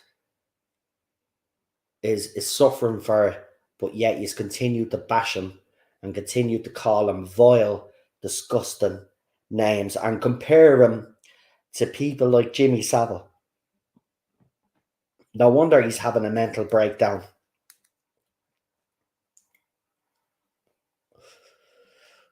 I didn't like Martha waving at the camera in Journey's End. Yeah, it was a bit cheesy, but I could understand why they did it. But yeah, it shouldn't really happen. Yeah, that's like breaking the wall, isn't it? The whatever you call it. Tom Baker did it as well, though. So I mean, we can't really criticize.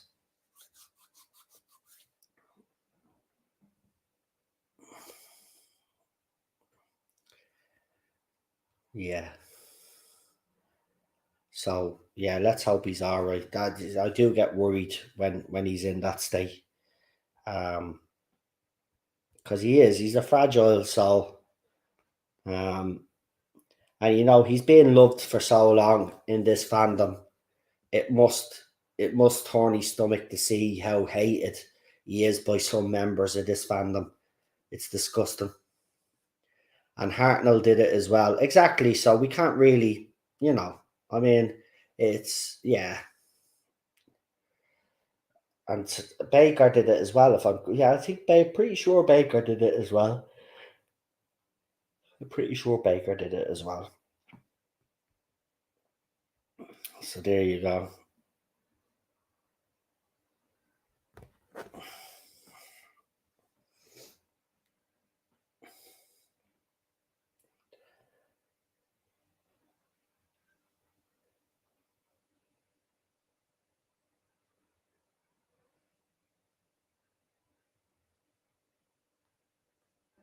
God forbid if something happens to John, I will never forgive those who tormented him.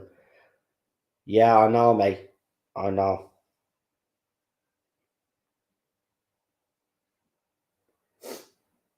I agree with you. The thing that baffles me about this whole situation is we already knew what John had done. It was sorted out, and for years he was in this fandom going to Comic Cons. The Jodie Whittaker fans weren't saying anything when he made a cameo in our era. They were actually all praising it, saying how wonderful it was to see John back. And then as soon as Noel Clarke threw him under the bus, they all turned on him straight away. They're not fans. They're not fans. They never were fans. You don't carry on like that. This was public knowledge and was sorted out years ago, right? It's fake outrage by a bunch of idiots in this fandom that want to control what we think, what we say, how we feel, and I'm not having it anymore. And I agree with you, Marty. God forbid if anything does happen. Well, we know who will be holding responsible for that. And every tweet that I see that has accused him of vile stuff, I'll report them. I'll report them. And I won't only report them to Twitter, I'll report them to the police. Absolutely disgusting. They've hounded this man now for the last, what, how long now since that Noel Clarke stuff came out? They've hounded him ever since then. They need to leave it out. They're vile, disgusting people in this fandom.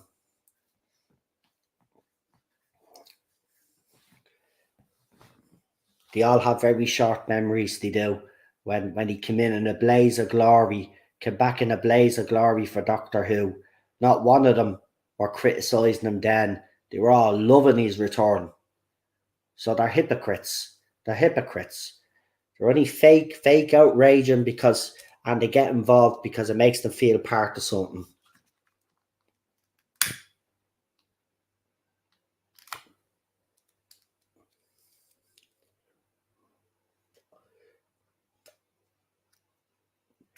Right, does anybody else have any questions for me before I leave?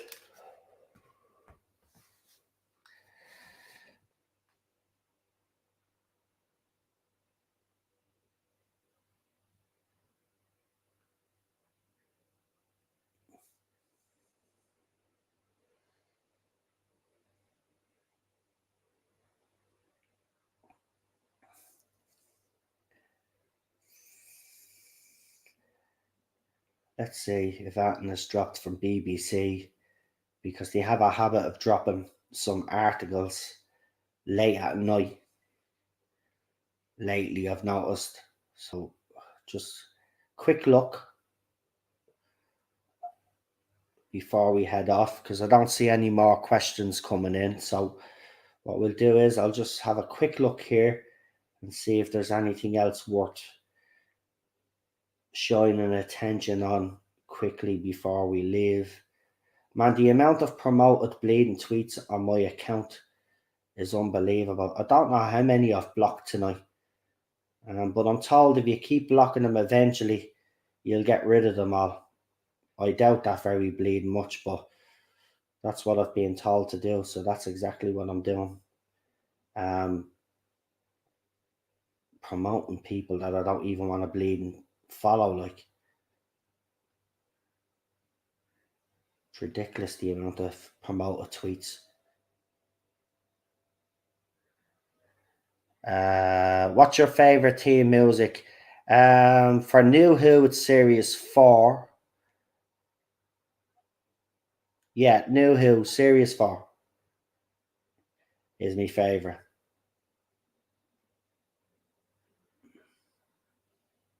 Peter Capaldi's one has grown on me over the years, though, I will say. I wasn't a fan of that when it first came out, but it's grown on me. It's grown on me.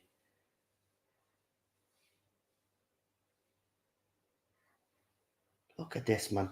There's 20 promoted fucking tweets. I'm like, what the hell?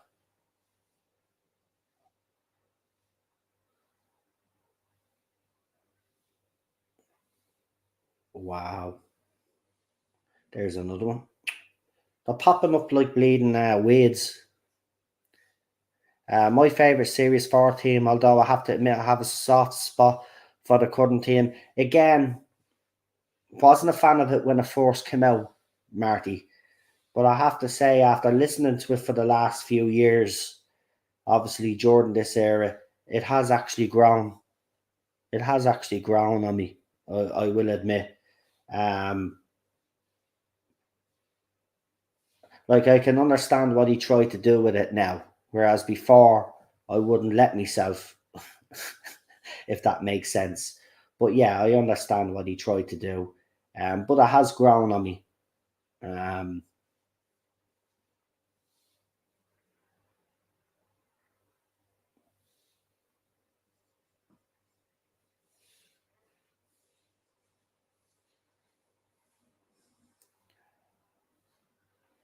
New Who season 4 is mine. The original Adelia. No, the Capaldi main melody sounded like a kazoo crap. Look, it's grown on me, but it's still it's yeah, it's a bit I've heard fan versions of his. Loved Series 4 and 7 Part 2, says PD Rich.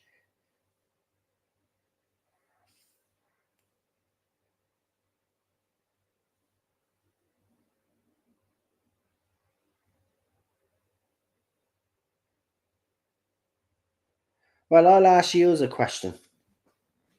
As nobody seems to want to ask me a question tonight, I'll ask you a question. Um,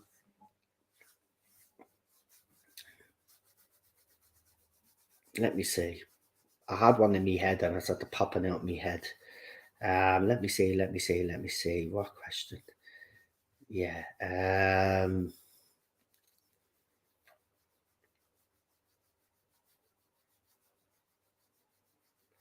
I love Problem Beans versions. Yeah, they're great. Lee's versions are great. Right, simple question. I want you all to ask me. Oh no, I want you all to tell me who yous would personally now, not any of the rumored people that are rumored to be the doctor, but who would you love personally?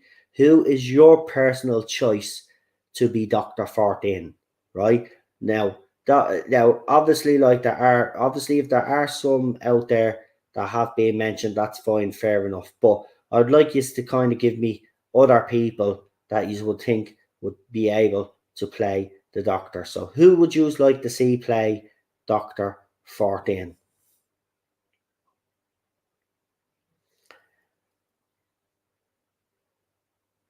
I'm good. I'm good, PD. You? So who would you like to play the 14 Doctor? Now, it can be one of the choices that's out there, but be a bit creative. Try give us someone that hasn't been mentioned that you would like to really see. It doesn't matter whether they're British or American or whatever. Who would you like to see as Doctor 14? If money isn't an issue anymore, then I'm going to throw it out there. Andrew Garfield, says Marty. I think Andrew Garfield would make a great doctor. I loved him in the Dalek two-parter in Series 3. So, yeah, I'd be all for him. I would have to agree with that choice. PD Rich says, fine, buddy, just being a little bit busy. That's it, man. Keep yourself busy. Keep your brain ticking over, as they say.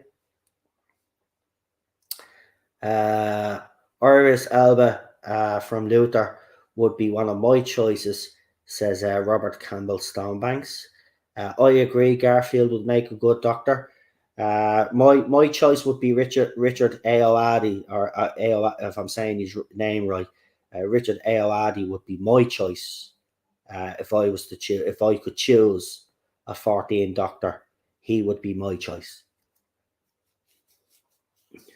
So while there's a belief out there that I'm some sort of racist, which I'm not, Richard Ayoade would be my choice. I think he looks very doctory anyway, as it is. And if you look at the suits that he actually wears, he wears kind of suits that the doctor would would wear. So yeah, for me, yeah, that's who I would like. Or if we were going with an older doctor, well, then it'd have to be Michael Shane, wouldn't it? Real Super Doctor says Richard Madden. That's the fella that was in The Bodyguard, wasn't it? And he was also in, obviously, Game of Thrones. Yeah, that's another good choice as well. I'd love to see Richard Ayoade or Richard E. Grant, but I don't think they're up for it, says PD Rich. If I had to pick a female doctor, then it would be Olivia Colman or Vicky McClure, says Marty. Kev says Santiago Cabrera for me, and he could play Bond, says Kev, Doctor Who fan man. Some good choices there. Good choices. Keep them rolling in. Keep them rolling in. Let's see if there's any outside the box. I think the one that Kev has mentioned is a bit outside the box and it's a good choice. So let's see where else you have for me. Keep them rolling in. Keep them rolling in.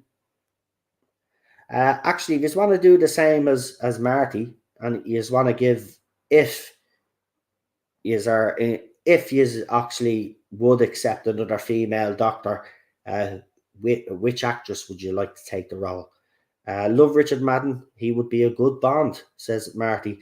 Well, we'll have to find out soon enough, won't we? Because we do know that Barbara has actually said that James Bond will remain the male character.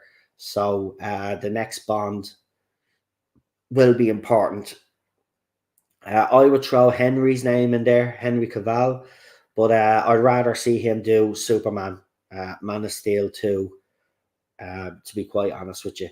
I think it's absolutely disgraceful that they won't get him in for to play Superman again.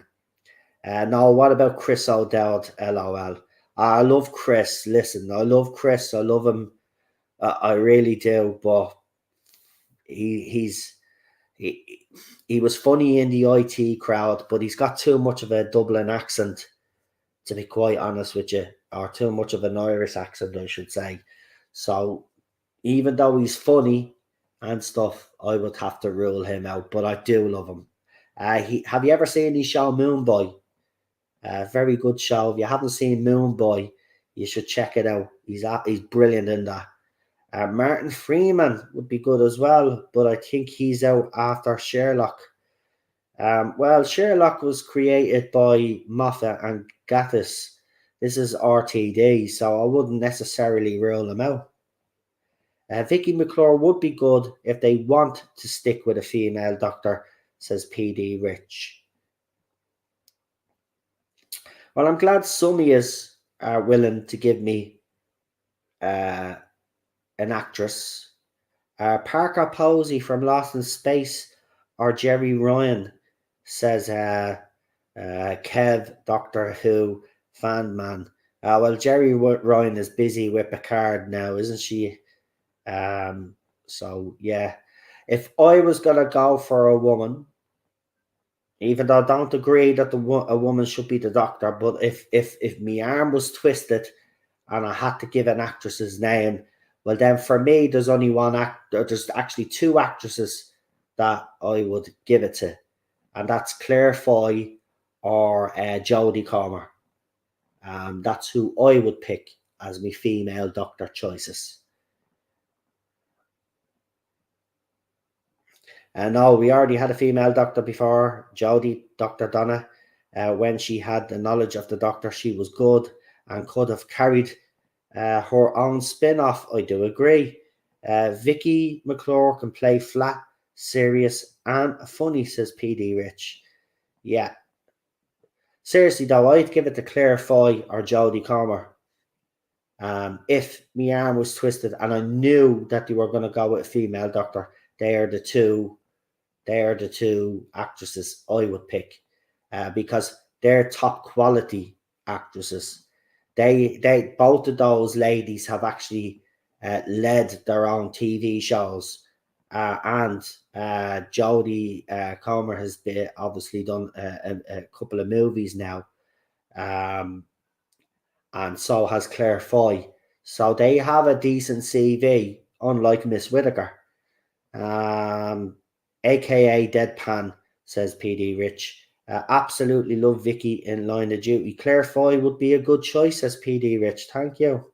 Jodie would be the third Liverpoolian Doctor. Ha ha ha. Defo, says Kev, the Doctor Who fan man.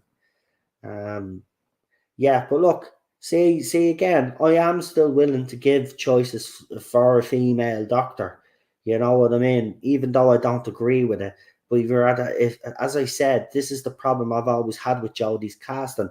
She was the wrong actress if you were going to do this. She doesn't have the caliber of those two actresses or the actresses that you guys have mentioned. Penelope Keith, but she's 82, says Real Super Doctor. Well, in fairness, I think that rules her out. I mean, there's a lot of running involved in Doctor Who, and at 82 years of age, God love her, she's probably fit as a fiddle, but you couldn't expect an 82-year-old to be running around the place. I would love to see Jessica Stevenson, Family of Blood, back as the Doctor, says PD Rich. So again, see, this is the thing as well. A lot of you have softened to the idea, though. A lot of you have softened to the idea of a female doctor, whereas before it was definitely no. But some people have softened their stance a little bit. But I know most fans now would want to see another man in the role right now. But maybe in the future, if it's explained properly and done properly. Jessica Hines, you mean, says Marty. Imagine Penny Keith, ha ha ha, Jerry. Marty C, funny you mentioned her name. PD Rich says Jodie C grade. They needed a B or an A grade, really. A Real Super Doctor says not exactly softened. Lee is just adamant it's a no. And that's where I would be, to be honest. I am. It is a no. But if my arm was twisted and we were told it was going to be a woman, then it'd have to be Jodie Comer or as I said, Claire Foy. You've got to get someone in that actually has the caliber and can actually, has that screen presence. Jodie Whittaker does not have that screen presence. Wouldn't call it soft and just tired of arguing and fighting, though. I'm not interested for a female doctor, says Melina. Yeah, well, look, in fairness to a lot of women in this fandom, you've read through the casting of Whittaker. You knew exactly that it wasn't done for the right reasons, and for that, any woman that has spoken up against this should be given credit, because let's be honest, even though I've suffered a lot of crap in this fandom and Lee and others, a lot of the women in this fandom that have the same opinions as us, like Melina, Starry-Eyed Girl, and all those other girls that were bullied off social media, they could see right through. They could see what we were saying.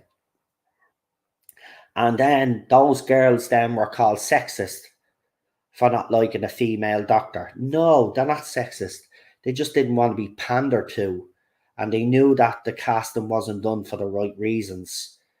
So Lee, obviously it's no for female doctor. So I'll ask you the same question that I was asking all the other guys.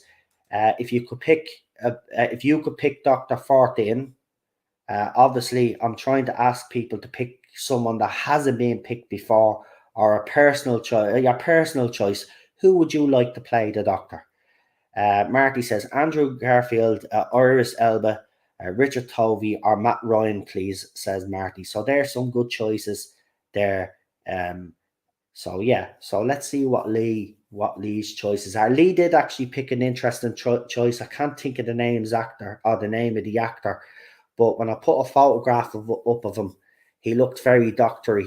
And I have to say, I like Lee's choice. If he's sticking with the same choice, or he gives us another one now. The women who are not fans of this era were treated. The women who are not fans of this era were treated worse. Well, I'd have to disagree with that. I think we were all treated. I think we were all treated the same, vile and harassed and bullied. I don't think anybody was treated any different. If you didn't like a female doctor, it didn't matter whether you're a man or a woman, right? There was no difference in the abuse that you were getting. I mean, I was told to die of COVID. I was told to die in a car crash. I was also sent photographs of beheadings. You've all seen what happened to Cheryl, right? I've been accused of photoshopping images of women in this fandom that liked the era, and I was accused of doing that, which isn't true. So I have to disagree. I think everybody who didn't like a female doctor was treated just as equally vile. It's disgusting. It shouldn't have happened. Nobody should have been attacked for their opinions, whether you are a man, woman, or child. Oh, well, I will agree with you on that one, Melina. You are right. Because you are a woman, you are automatically assumed and expected to like a female doctor. I'll agree with you on that one. His name is Aaron Barnard, Luke Treadaway, or Patterson Joseph is who Lee has chosen. Three great choices there. That's your man. Yeah, the first bloke is actually the first bloke, Lee, definitely is Doctor Who material.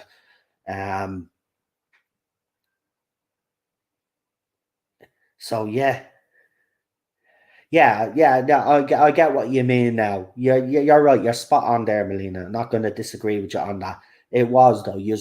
It was like, because you were women, it was like, well, you have to like Jodie Whittaker. But you see, women in this fandom, right? And this is the thing: women in this fandom are not stupid, right?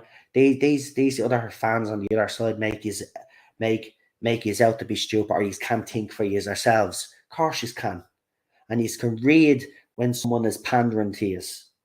And that's why I will praise and I will say it was brave of yourself and other women out there who did stand up and say that this was pandering and this was wrong. You know, it's it was a brave thing to do. You better not disagree with me. You got the knives out. I thought you disappeared because I kept talking about the romance thing, and I thought you got upset or something. But then I realised you were actually at the clinic, so you're probably seeing your doctor there. But, but look, Melina, we're not always going to agree. The thing about it is, I'm not going to fall out with you because you think you don't mind the romance, right, between doctor and companion, right? I disagree with you. But that doesn't mean that me and you are going to be down each other's throats and I'm going to fall out with you because you have that opinion. I just don't agree with it. You don't agree with mine, but we're still friends. That's the difference. See how we behave? We behave like adults, Melina, right? And that's the way this fandom should have handled it, right? And those fans especially. That's the way they should have handled it, the way you handle it. You don't agree with me all the time, right? And I don't expect you to agree with me all the time. I mean, it'd be pretty fucking boring if I brought people on that agreed with me all the time, you know? I mean, I've had people in this chat and people on this panel over the years that haven't agreed with me. And we all remember Alpha Omega. He was one to, if he didn't agree with what I had to say, he'd come out and say it. And you're just the same. So that's the thing. That's the thing. We could still talk to each other. We could still have a chat backstage, and there's no animosity. You have your opinion, and I have mine, and that's the way it should be. There's no animosity or there's no grudges being held. You know, at the end of the day, we agree to disagree, isn't that it? And that's what it's all about, Melina. And you have the right attitude, and I have the right attitude, and that's the way it should be. And most of the chatting here, all the chatting here, are the same as well. We're not always going to agree with each other. Real Super Doctor says, though, Jessica Hines would make a terrible doctor. Probably worse than Whitaker. It would be a big mistake, says Real Super Doctor. Sorry, this isn't about me, lol. I'm giving you fucking credit here, woman. If you don't want it, I'll take it back. You have your opinion, but I have me knife. Yeah, and I have a read the chat. LOL. And PD Rich says, God, I miss Alpha. Listen, me and Lee, before the end of our conversation, I was talking to him about Alpha, and I've been thinking about him a lot. You know, like we never met each other personally or anything, but we had plenty of chats behind the scenes. We had plenty of banter on the channel. He wasn't afraid to question me. You know, my nickname for him was Mr. Passive Aggressive. And he loved it. He'd be breaking his bollocks laughing. And everybody else would be. But I do. You know, I don't want to sound I don't want this to come out the wrong way. But I didn't realise how hard his passing had on me. But not just me. Had on everybody else. I mean, he was a good man. He was a good man. Very generous man. Very open. Witty as fuck. And I miss him. I wish he was here. It's so sad he's not going to be here for the RTD era.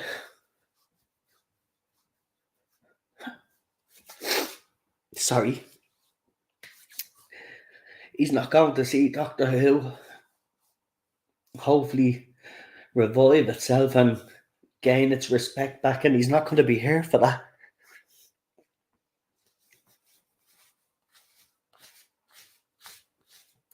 And it's not fair. It's not fair. It's not fair at all. It hurts, man. And that set me off as well, because Lee said to me, he says, every night I ask my grandmother to look after him.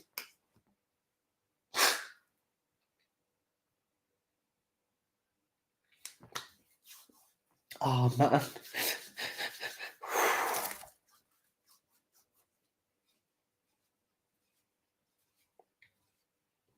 I just hope he's proud of us all that we're still doing what we're doing. I hope he's looking down on us. Oh, I'm sorry. I didn't mean it, but I've just been very emotional the last couple of weeks, and I don't know.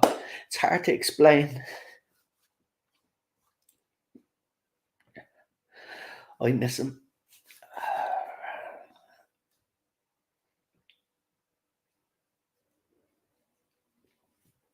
Oh, God. I'm sorry. Oh, God.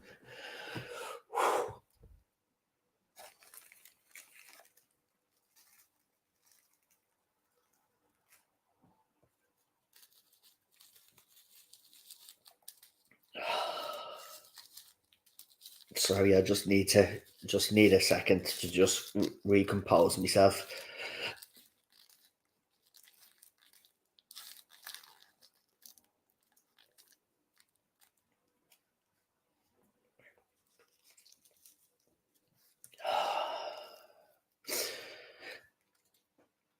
I just hope he knows how much he's missed, and that we all really cared about him.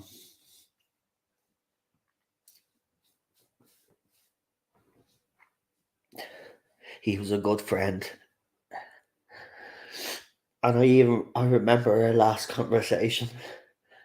because we had a bit of a tiff on the channel, if you remember, and then he texted me, he sent me a DM to say, no, you'll always have my support. And if I came across, and I said, you didn't, I says, look, Alpha, that's just the way me and you are. We have our own little thing going.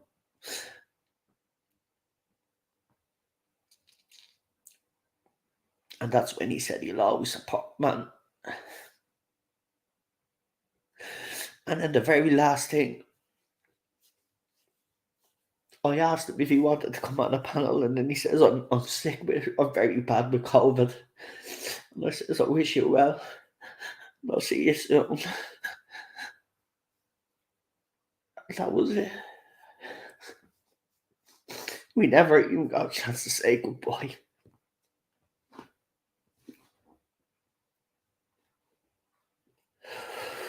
Oh, he always made me laugh. That was his that was his that was his that was the best part of his personality, man. He could make anybody laugh, even in heated situations where I'd get a bit heated on the panel. He'd always crack a bleeding joke. He wouldn't say much.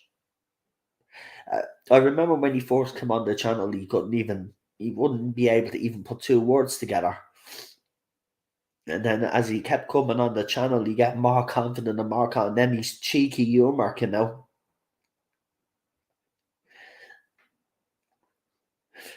And he was always there for us all. He was always at every time he was available. He was in the chat here, or he was willing to come on panels.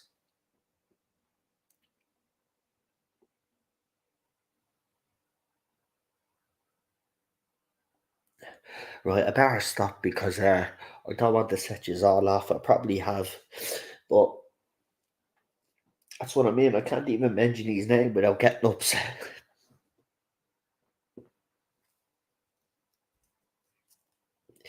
And it didn't hit me first when he passed away. I have to be honest, I felt numb. But I think it's only hitting me now, actually, properly. I've been thinking about him a lot.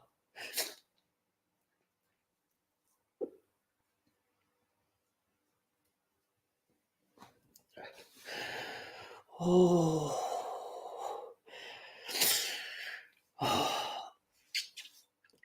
One for me, one for Alpha. He was a great man, and he will remain part of us. Yes, he will. Yes, he will. And that's why we honour him on this channel, and we will continue to honour that man, and we'll never forget him. We'll never forget him. Thank you, Alpha, for everything. Thanks for the memories. Thanks for being such a good friend. Right, that's it. I have to stop.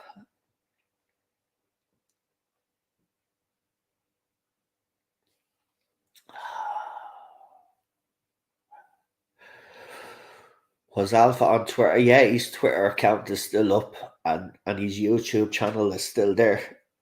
So he's not gone. He's still there. You can still see his tweets, and you can still watch his streams. He's still there,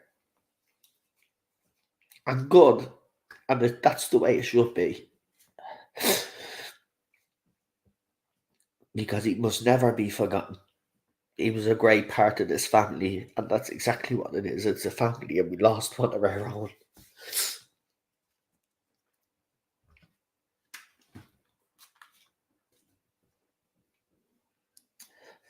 This is why this other side of the fandom will never understand. We are all connected. We all met each other through this show, and we all became friends. Well, not just, you aren't just me subscribers. Some of yous I know personally, yous are me friends. You know, you have some YouTubers out there, oh, me fans, me fans. Fucking idiots. We've got genuine friendships. And nobody or anything can ever take that away from us.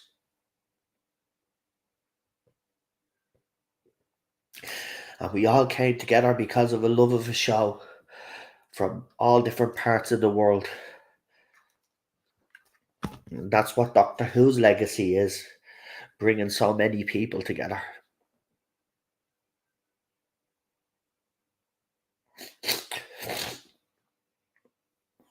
Uh, Kev is asking for his channel to be put. If someone could put Alpha's channel actually in the chat, I would really appreciate that.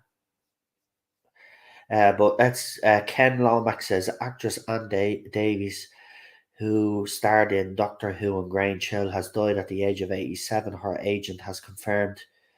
Jenny in the BBC's sci-fi in the story titled "The Dalek Invasion of Earth." Oh no way!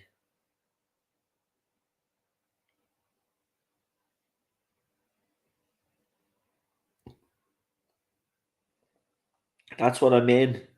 People don't realize after we finish streams and I have a panel, or if it was on Alpha's channel or whoever's channel we were on, we didn't just leave after the stream was over.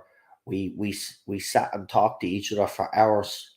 Even Alpha would come on camera, and it wasn't very often that you'd see Alpha on camera, but he'd be on camera and we'd be cracking jokes and we'd be having a chat.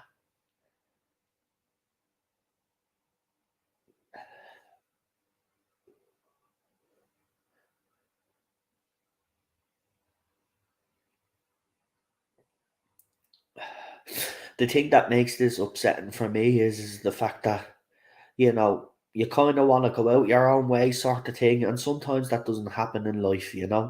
But this virus, this pandemic has taken a lot of people away, and people can't deny that, no matter what they say. People can't deny that. But it took a good friend of ours, and that's hard to take.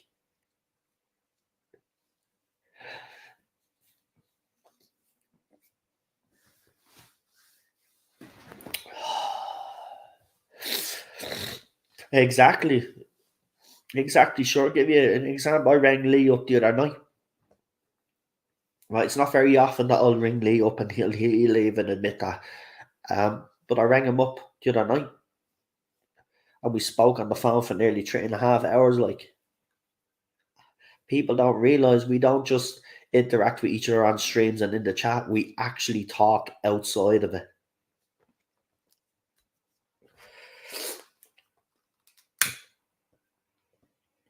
We developed real friendships, and we do all hope to meet up someday, and that will happen, folks.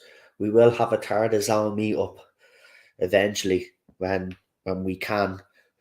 But it will happen because I want to meet Daniel. I definitely want to meet Lee, and I want to give that man a hug because he has helped me and kept me sane. So I owe him a hug. But there are other people, and I did want to meet Alpha as well, but I said, but when we do meet up, we'll have a drink. We'll have a drink in his memory. And if you haven't seen me stream that I did for Alpha, just in case there's any new people, if you want to know how much he meant to us all, go and check out that stream. We even toasted the great man. I actually drank a bit of. I got Cheryl to pour me a bleeding shot of whiskey, and she ended up giving me fucking a big glass, and I knocked the whole thing back.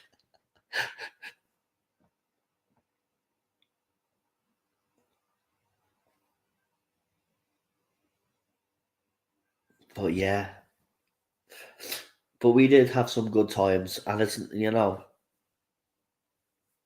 we'll cherish those memories. It's just been a tough 5 years.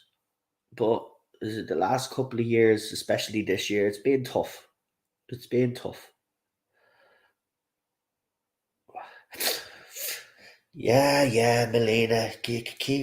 Listen, you keep those knives to yourself, right? I'm stealing Lee. I'm just giving him a hug. You can have Lee after that. I just want to give him a hug for everything he's done for me. It's the least I can do.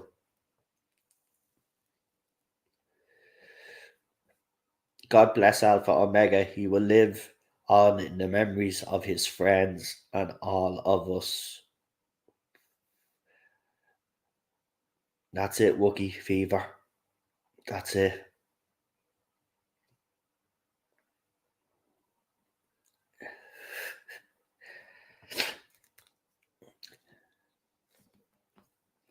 And it was great because we ended the stream. Alpha got the last word.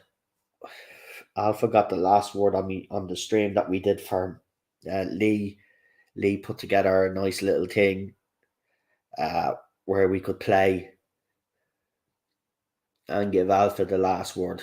It was a nice little moment, actually, I have to say.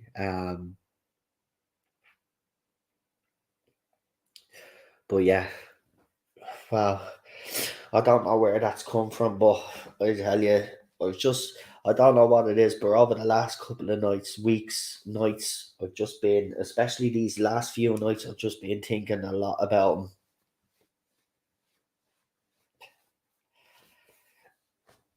And it kind of hasn't been the same, you know? Even though we're still having fun on the channel like he'd want us to, and we're doing the things that we're doing, it just feels like there's a bit of an empty space right there.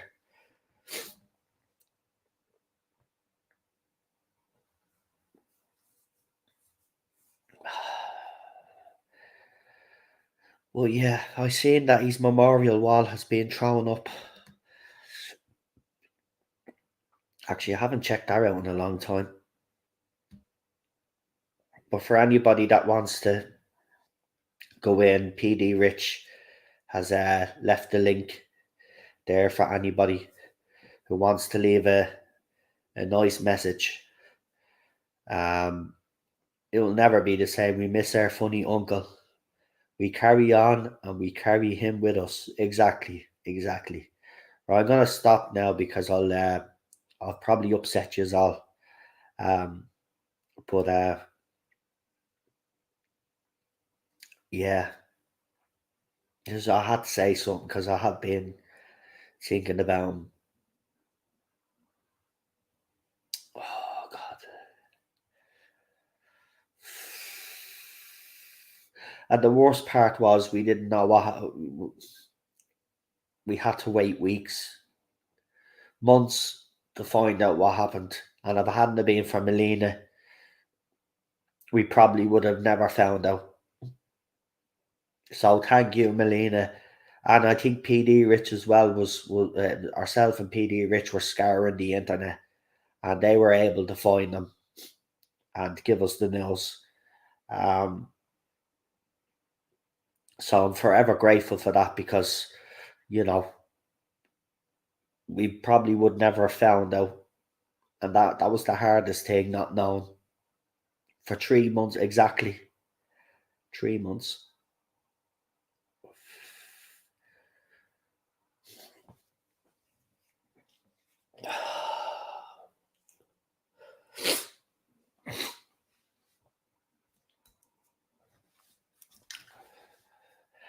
Anyway, rest in peace, buddy.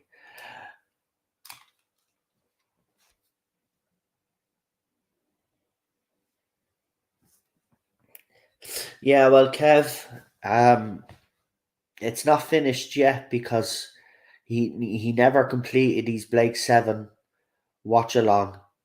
And in memory of him, we're going to continue the Blake 7 watch along from the point that he finished his last episode. And we're going to continue on uh, in honor and obviously in remembrance of our friend.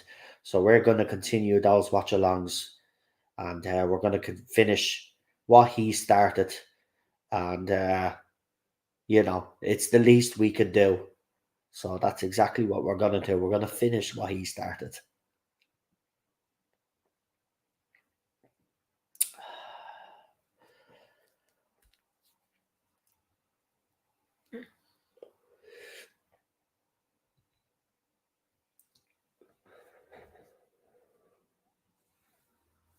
And maybe we might even get Alpha's voice. Maybe get him to do the introduction instead of the Tarda's own intro. Maybe use the Alpha Omega intro for those streams. I don't know if that would be appropriate. I don't know, but maybe we could do something along the lines of that anyway.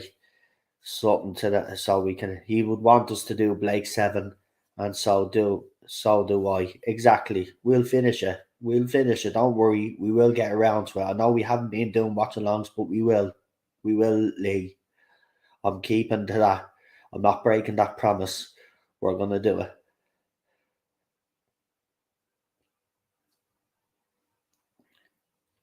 I'm subbed to Richard's YouTube channel and ready to go and join the Blake 7 watch along if okay.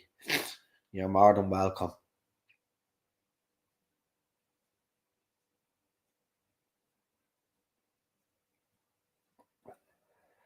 And Wookie says, thank you for being my friend. You are kind and honourable man. I'm honoured to call you a friend. And that's directed at Lee. Yeah, Lee is a good man. You'll never find a nicer bloke. I tell you, one thing I will defend this side of the fandom. You know what? You've gotten a lot of stick over the last 5 years. You've been called all sorts of vile names, and you have been dehumanized. But I've gotten to know a lot of yous behind the scenes, and I have to say, every single one of yous are absolutely beautiful human beings. Like, there's not a bad thing that I can say about any of yous. Yous have all been very supportive of each other and supportive of me and my wife. And I'll always remember that. So no matter what these fans say, no matter what criticism they throw our way, no matter how much they dehumanize us, I know you guys, right? And I know how wonderful you all are. So, it is such a shame that, you know, all of that negativity that's been aimed towards us has been kind of bought by some in this fandom, because it's an absolute disgrace. All we have ever done is gave our opinions, right? And because they didn't like the way we phrased their opinions or whatever, or because we didn't like this air or female doctor, we were classed as toxic. Actually, that just reminds me, just to finish this stream off, actually, but I just want to show you is actually something. So hold on, bear with me for a second.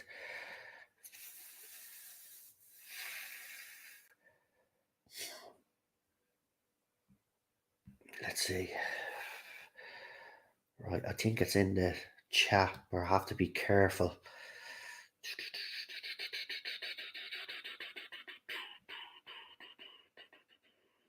I think I might be in here. There's something I'm going to show you. Right, yeah, I want to show you this first. Right. Then we'll get into the other stuff. So, BBC Studios put up a poll. And the reason why I'm laughing is because only 98 people voted on it, right? But if Alpha was here, he'd be cracking himself laughing at this one. So BBC Studios put up, it got 98 votes, right? Which of these iconic shows have you watched recently? The Blue Planet got 8%, Doctor Who got 76%, The Office got 12%, and Absolutely Fabulous got 4%. Now, there was 18 hours left in it. I don't know now if that poll is actually closed, but only 98 people at the time of when I received the screenshot had voted on it. I might actually go in and see what the final vote on that poll actually was, but it's actually pathetic. 90 people or something being voted on it. Like, Jesus Christ, like.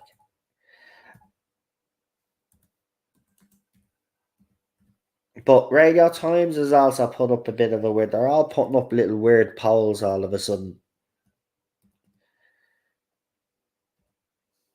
But let's see if I can find the result of this poll actually.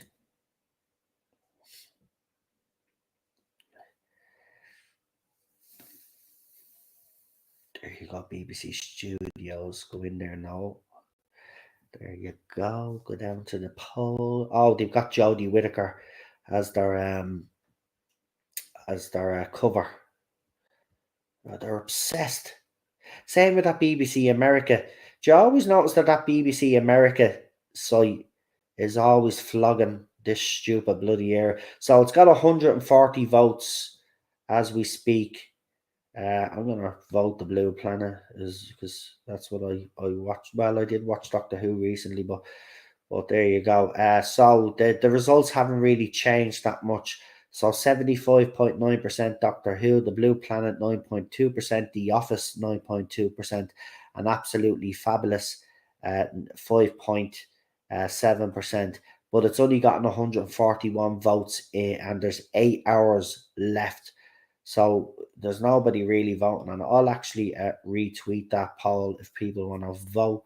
But I think it's a pointless poll anyway. But I don't know why they're actually doing it. But there you go. I showed you the John Barrowman thing as well, didn't I? Where is this? There was something about, yeah. Right. So do you remember I put up a video for you about, I think it was last week, about how the media set the narrative in this fandom, which then resulted in us fans getting abused for 5 years. Well, with articles like this, it was no wonder we were targeted. And I'm calling out there. I've actually called this person out on Twitter, and I called out another journalist, and his reply was "eat me farts" or something was one. Now this person that's wrote this article hasn't replied back to me. It'd probably be best if he didn't anyway. But hold on. Why isn't it not letting me? Oh yeah. Right. I think I should be able to screen share. So it's because of articles like this. Now, wait when I show you this, watch how it's worded, folks. Watch how it's worded, because if this isn't inciting hatred towards fans, I don't know what is. So it should come up on the screen there. There you go. I'll make it bigger so you can actually see it in full. Right, and there's my reply to him. Right, but he says, sexist Doctor Who fan haters don't deserve our scorn. They need it. Don't ignore the haters and their male fragility. Buckle down and crush them. You're doing them a favour. Right, and I wrote back, I actually tagged them. And it says, my wife, hold on, why is that come? Yeah, I don't want his name to come up. I says, my wife didn't like a female doctor.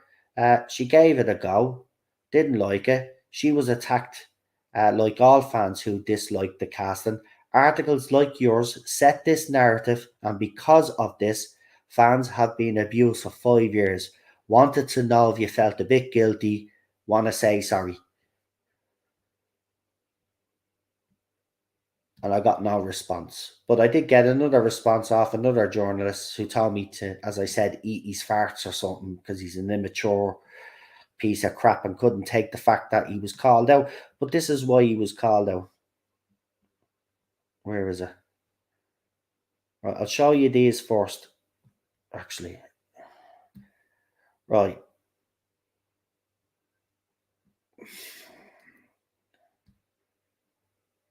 So, here's another one.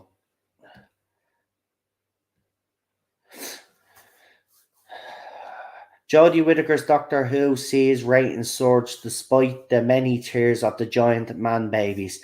Now, the journalist that actually wrote this article in 2013 wrote that he hated Doctor Who and that he wasn't sorry for hating Doctor Who. Then in 2017, when Jodie Whittaker was announced, he claimed to be a Doctor Who fan and he couldn't wait to see space periods. Right? So I called him out.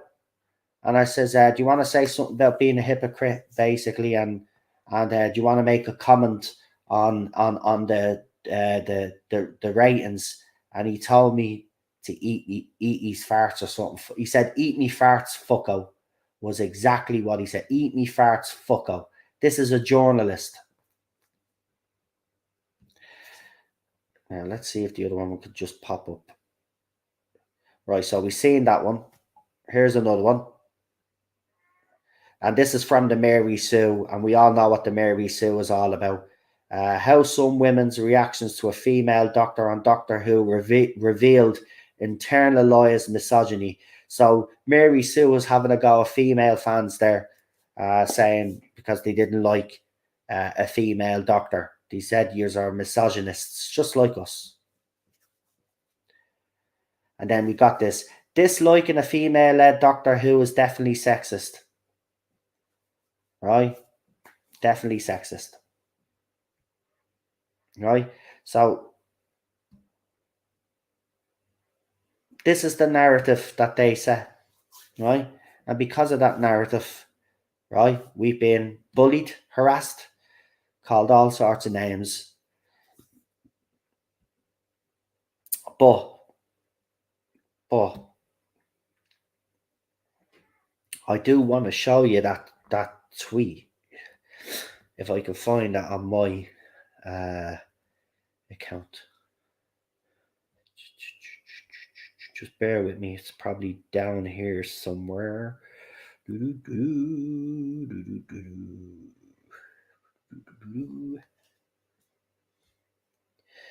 Somewhere.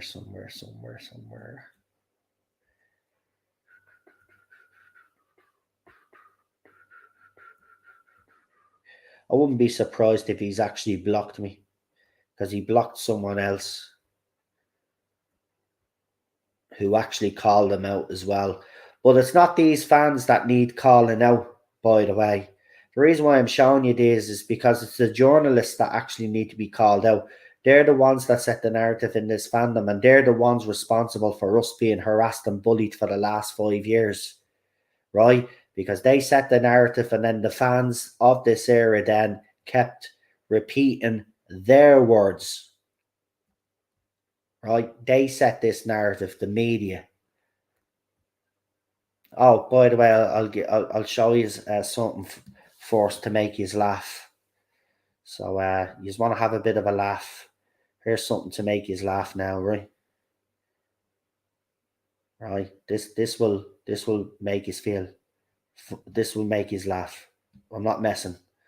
If this doesn't make you laugh, then we're all dead inside. But look at this.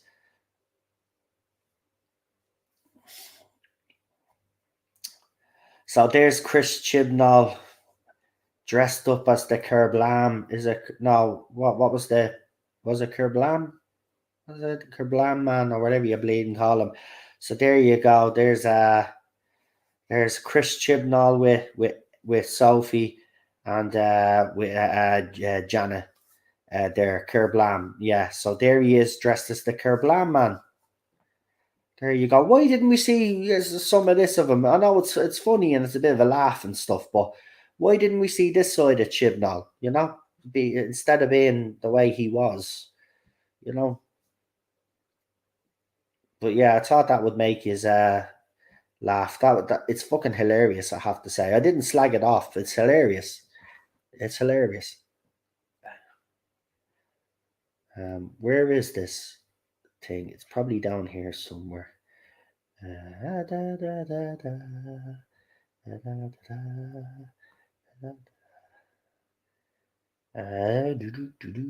think we're getting close now.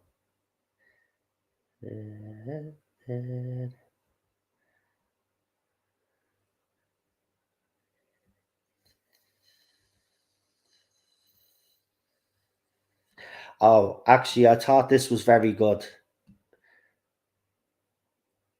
So I'll just throw this up here as I'm scrolling along. Right? I thought this was brilliant. Here we go. We're going to make the biggest comeback no one expected. Right? Can you see that picture there? Yeah. Right? We're going to make The biggest comeback that no one expected, and as you can see, Andrew Garfield and Tobey Maguire, and then underneath it's RTD and it's bitch please. Oh, it's probably one of the best memes that I've seen on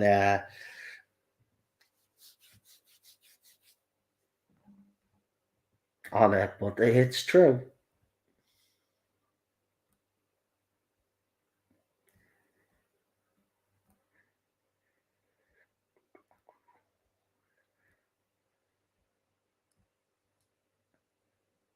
And here you go. Just a picture just to cheer you up. You all know who this little man is.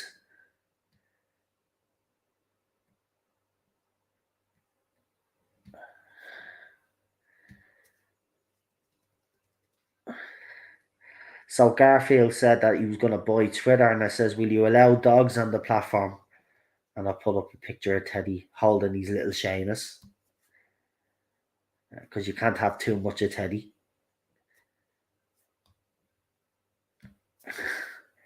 Cute little fella, little terrorist, but cute little fella. Doesn't let me and Cheryl do anything. We can't even sit in the same room together.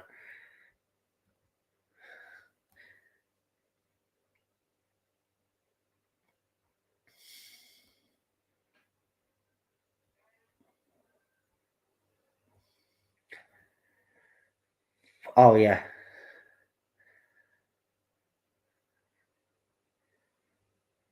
So yeah, I'll have to block those names, but I will show you that tomorrow. That one.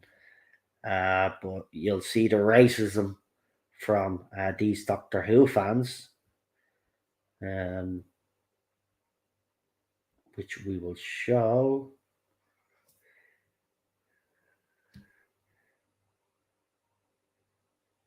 So,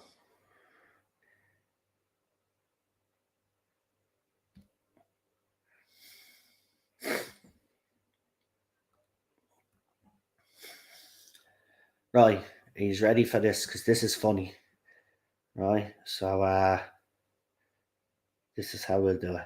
I'll show my original tweet first.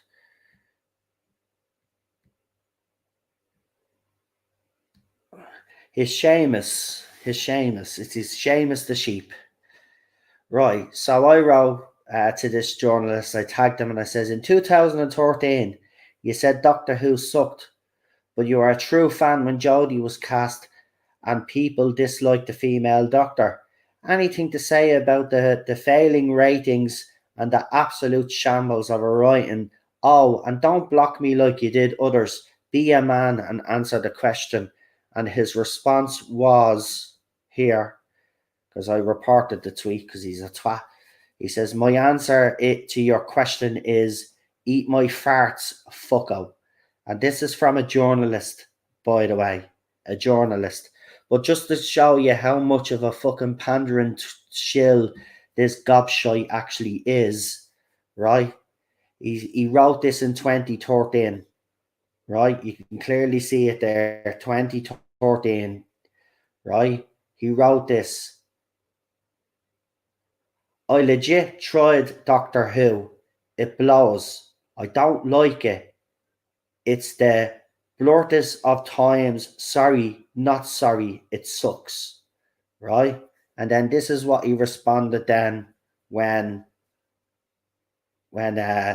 Jodie was cast. You and SJW, the new female Doctor is great win for diversity. Me, a true fan.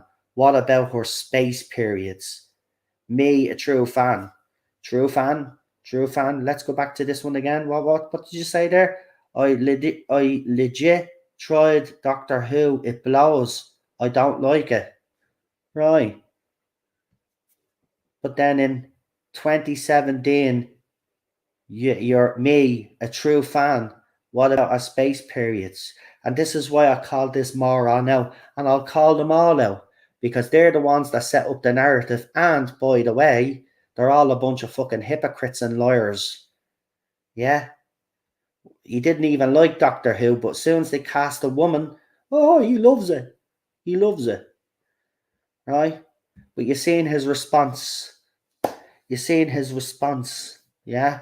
Eat me farts, fucko. And then, do you know what my response was? Actually, I didn't read it, but this is what my response was to actually that, right? Where is it? Where's my response? Because I retweeted this. Hold on, go back. I was telling Lee about this actually backstage when we were talking for 3 hours. And I wrote, this is a journalist's response for being called out as a pandering fake Doctor Who fan. And then I wrote, come to Dublin, mate, and say this to myself. Say this to me face. I fucking dare you. And he hasn't responded.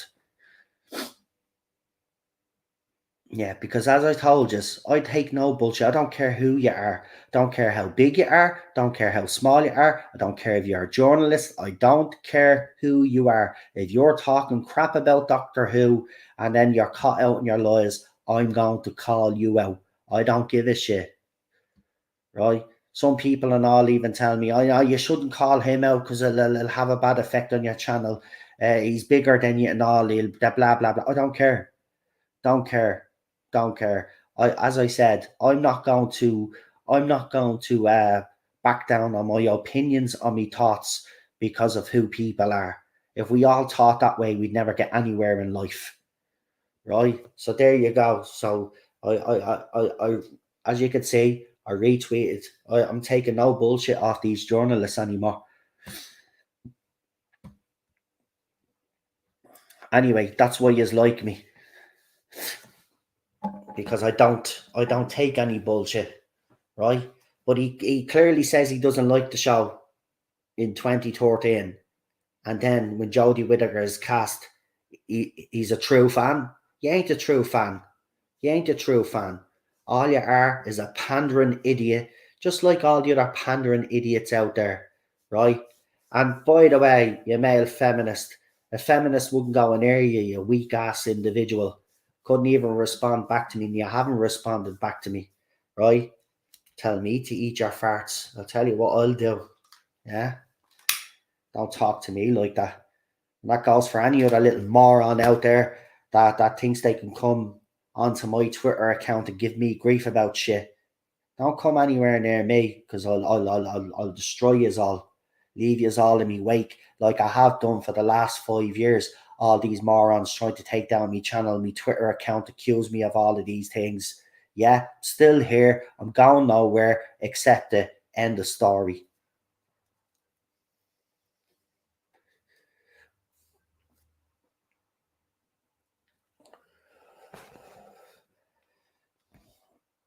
Fart in me mouth. Eat me farts. I'll tell you what to eat. You can eat me car. That's in the barn.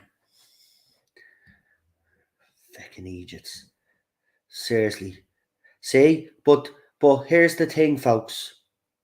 Here's the thing, right? And I'm serious. It's not these fans that we need to be it's not these fans that we need to be giving out to and go and targeting. Right? I'm not saying we should target journalists either, but these journalists should be called out for the rhetoric and the narrative that they set for the last 5 years because they have made our lives a living hell.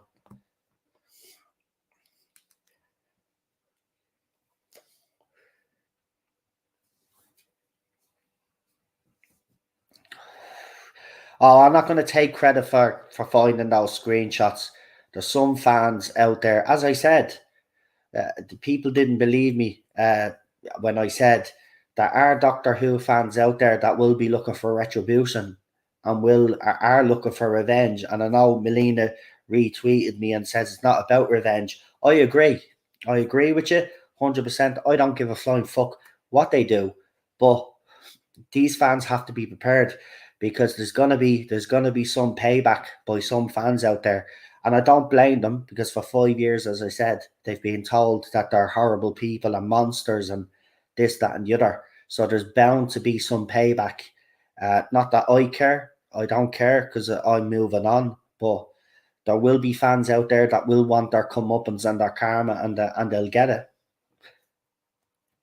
And they'll get it. But these journalists, they're the ones that are responsible for the narrative and for us being abused the last 5 years. And then you get a journalist like that who's called out, who decides, instead of answering like an adult, answers like a little 9-year-old, as someone said. Are you 9? Like, couldn't even give an adult response. I would have had more respect for him if he actually had who the hell do you think you are, or something like that. But no, he had to come back with an insult, because that's all they do when they get called out, because they know that they've been caught out. Idiots.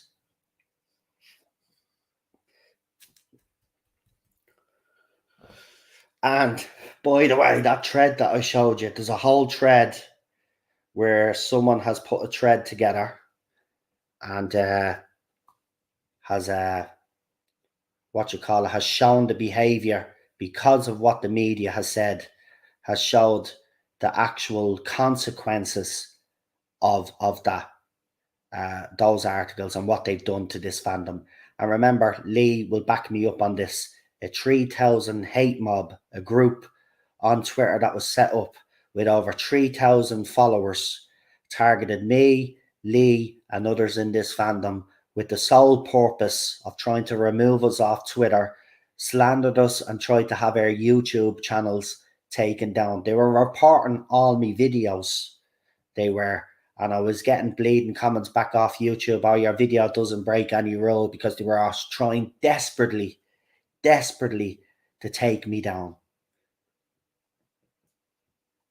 Because I might be a small YouTube channel, but, and this is not me being big-headed, people will back me up on this, I have made waves in this fandom.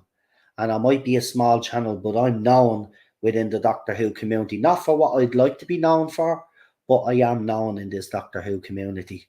And everybody knows who the TARDIS Zone is. Right?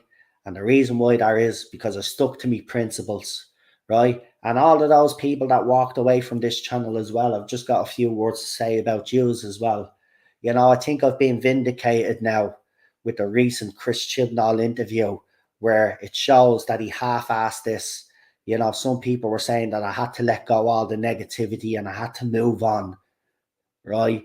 And that, it was time to concentrate on other things. No, no, because if I had gave up talking about it, look at it now. I'm probably one of the few YouTube channels now that still talk about all of this, right?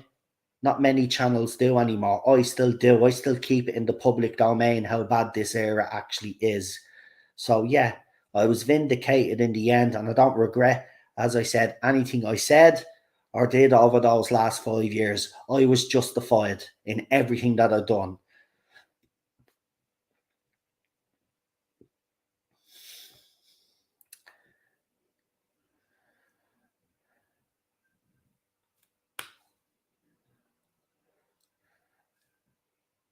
Yeah, that's it. But what I'm saying, all I'm just saying is Melina, that even though me and you think that way, right, and a lot of us in the chat do think the way you're thinking, there are some fans out there that will be looking for some payback.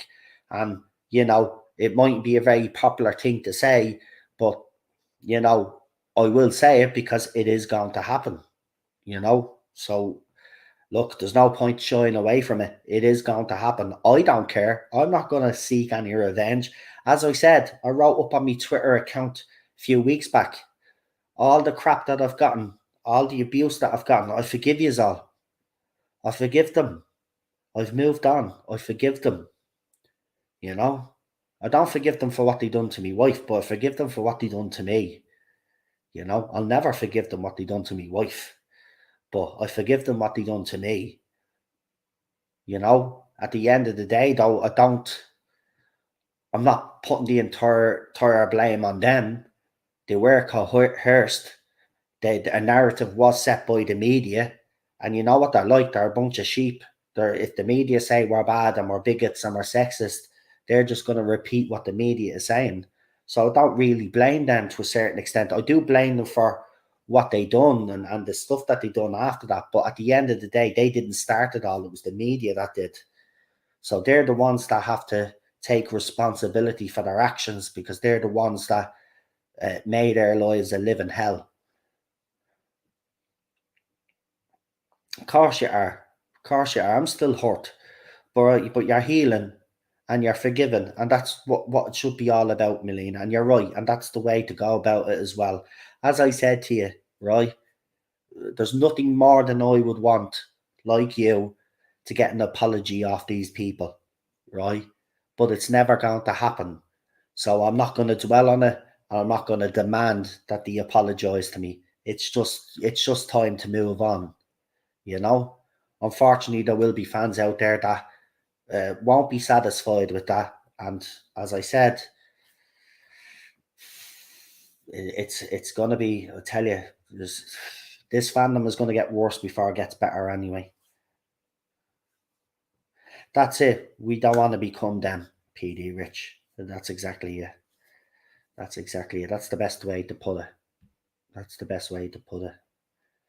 But yeah, it's been a mad 5 years. But we've got the future to look forward to. So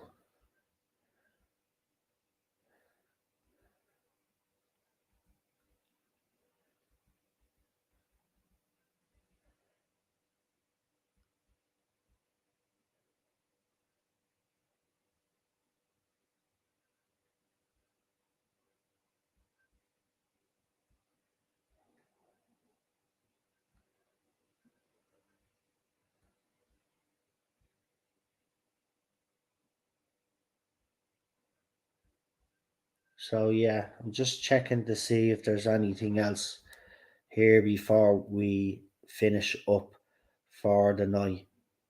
Um,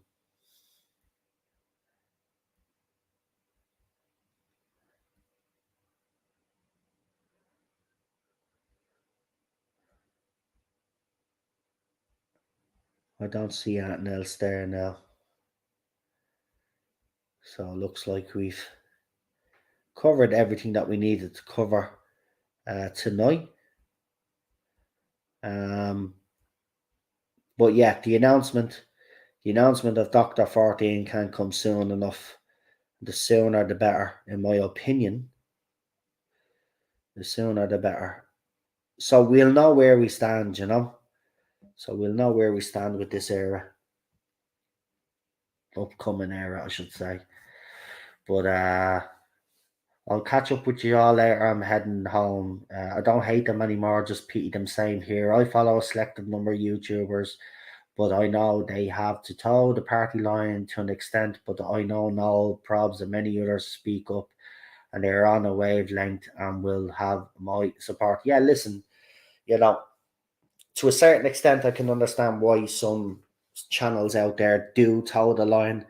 But at the end of the day, as Lee said, you should never compromise your opinions and your thoughts for anybody else, or because you're worried you might upset people. If you upset people, you upset people. It's just and if they're upset, well then that's their problem, not yours. You're entitled to give your opinion. And that's what I don't like. But you see, a lot of them are sponsored and stuff like that. So they do have to be kind of careful. I can understand that to a certain extent, but you should never compromise. You should never compromise on your opinions and your thoughts. And nobody should make you feel guilty or make you feel like you must change those opinions, you know?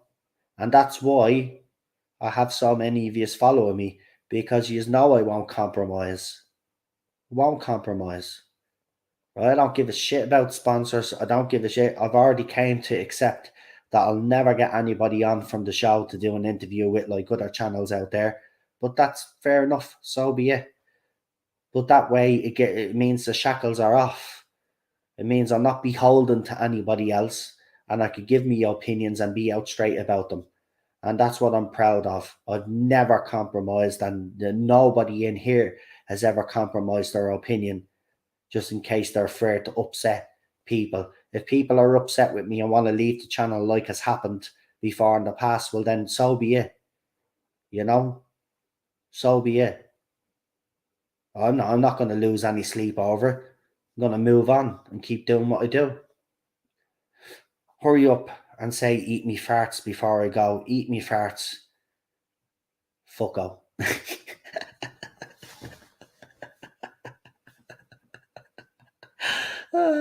There you go, Melina. Eat me farts, fucko.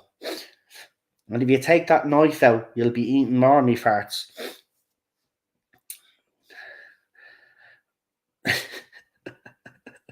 Right, I better stop because we can't be. Fuck them. It's a joke. Anyway, I'm going to leave it there. Look, I want to thank everybody for tuning in. You've been, especially tonight. And thanks for reminding me, Kev, because I would have forgot. How does one eat? How does one eat a fart anyway? Good question, Lee. Good question. Let's analyze that for a second. I'm only messing.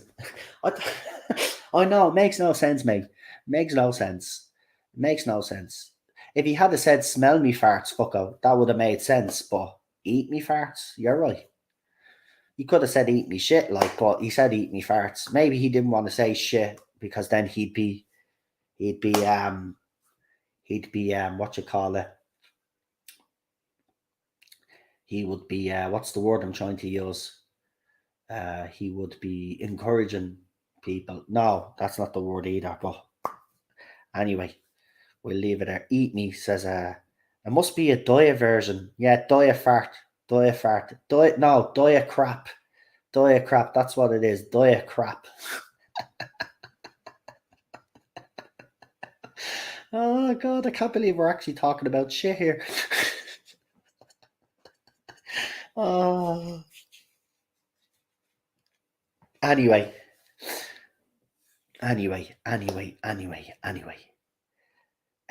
leave it there. I want to thank everybody that tuned in tonight. I really appreciate the support. And we will be back sometime tomorrow. So you join me for that. It's got very scatological. I'm gonna play the scat man now when I go off. Oh, stop! You have me in stitches here. For fuck's sake, man. But this is why I love yous, man. You know, I was a little bit upset earlier on. Now yous have put a smile back on my face. Now yous have put a smile back on my face. Anyway, we'll leave it there. Thank you for the support. Don't forget to like, share, and subscribe. I'm pretty sure there's going to be more snippets to the Chris Chibnall era interview that he's done. It'll be very interesting what other rubbish he comes out with. But I will say that interview that he's done has actually shed light on how bad this bloke was writing Doctor Who. It also proves how out of his depth he was. And the fact that we still have fans out there making excuses for him when he had a longer break between each season to get his seasons right. And yeah, apparently we should be praising him because he threw the scripts out in quick time. And even if the writing was bad and stuff like that, he should be praised for that. No, he doesn't get any praise. He is the worst showrunner in the show's history. This is even worse than the 80s. And then you know what? This is not controversial anymore, right, to say.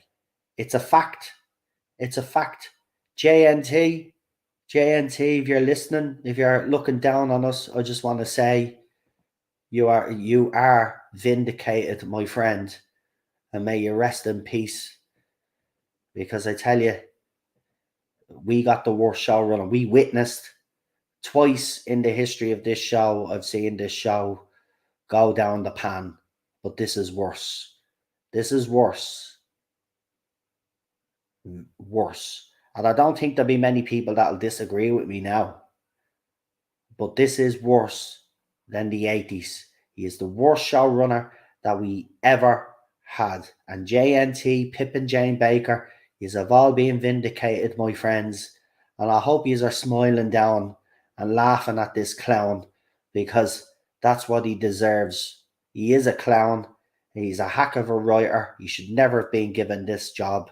And I tell you one thing, shame on the BBC, shame on Piers Wenger, and shame on all you fans that supported this tripe. You should be ashamed of yourselves, because you helped in the downfall of this great, iconic show. Anyway, with that said, I'll say good night. Have a good one. Stay safe, my friends. And don't forget to like, share, and subscribe. And I will leave it there now, just seeing if anybody else has made any more comments. So I don't want to miss anybody's comments, just in case. More murky than murky, says Lee. More murky than murky. Anyway, good night to yous. Lots of love to yous all. Stay safe. Talk to you soon. Here's the trailers. Good night, folks.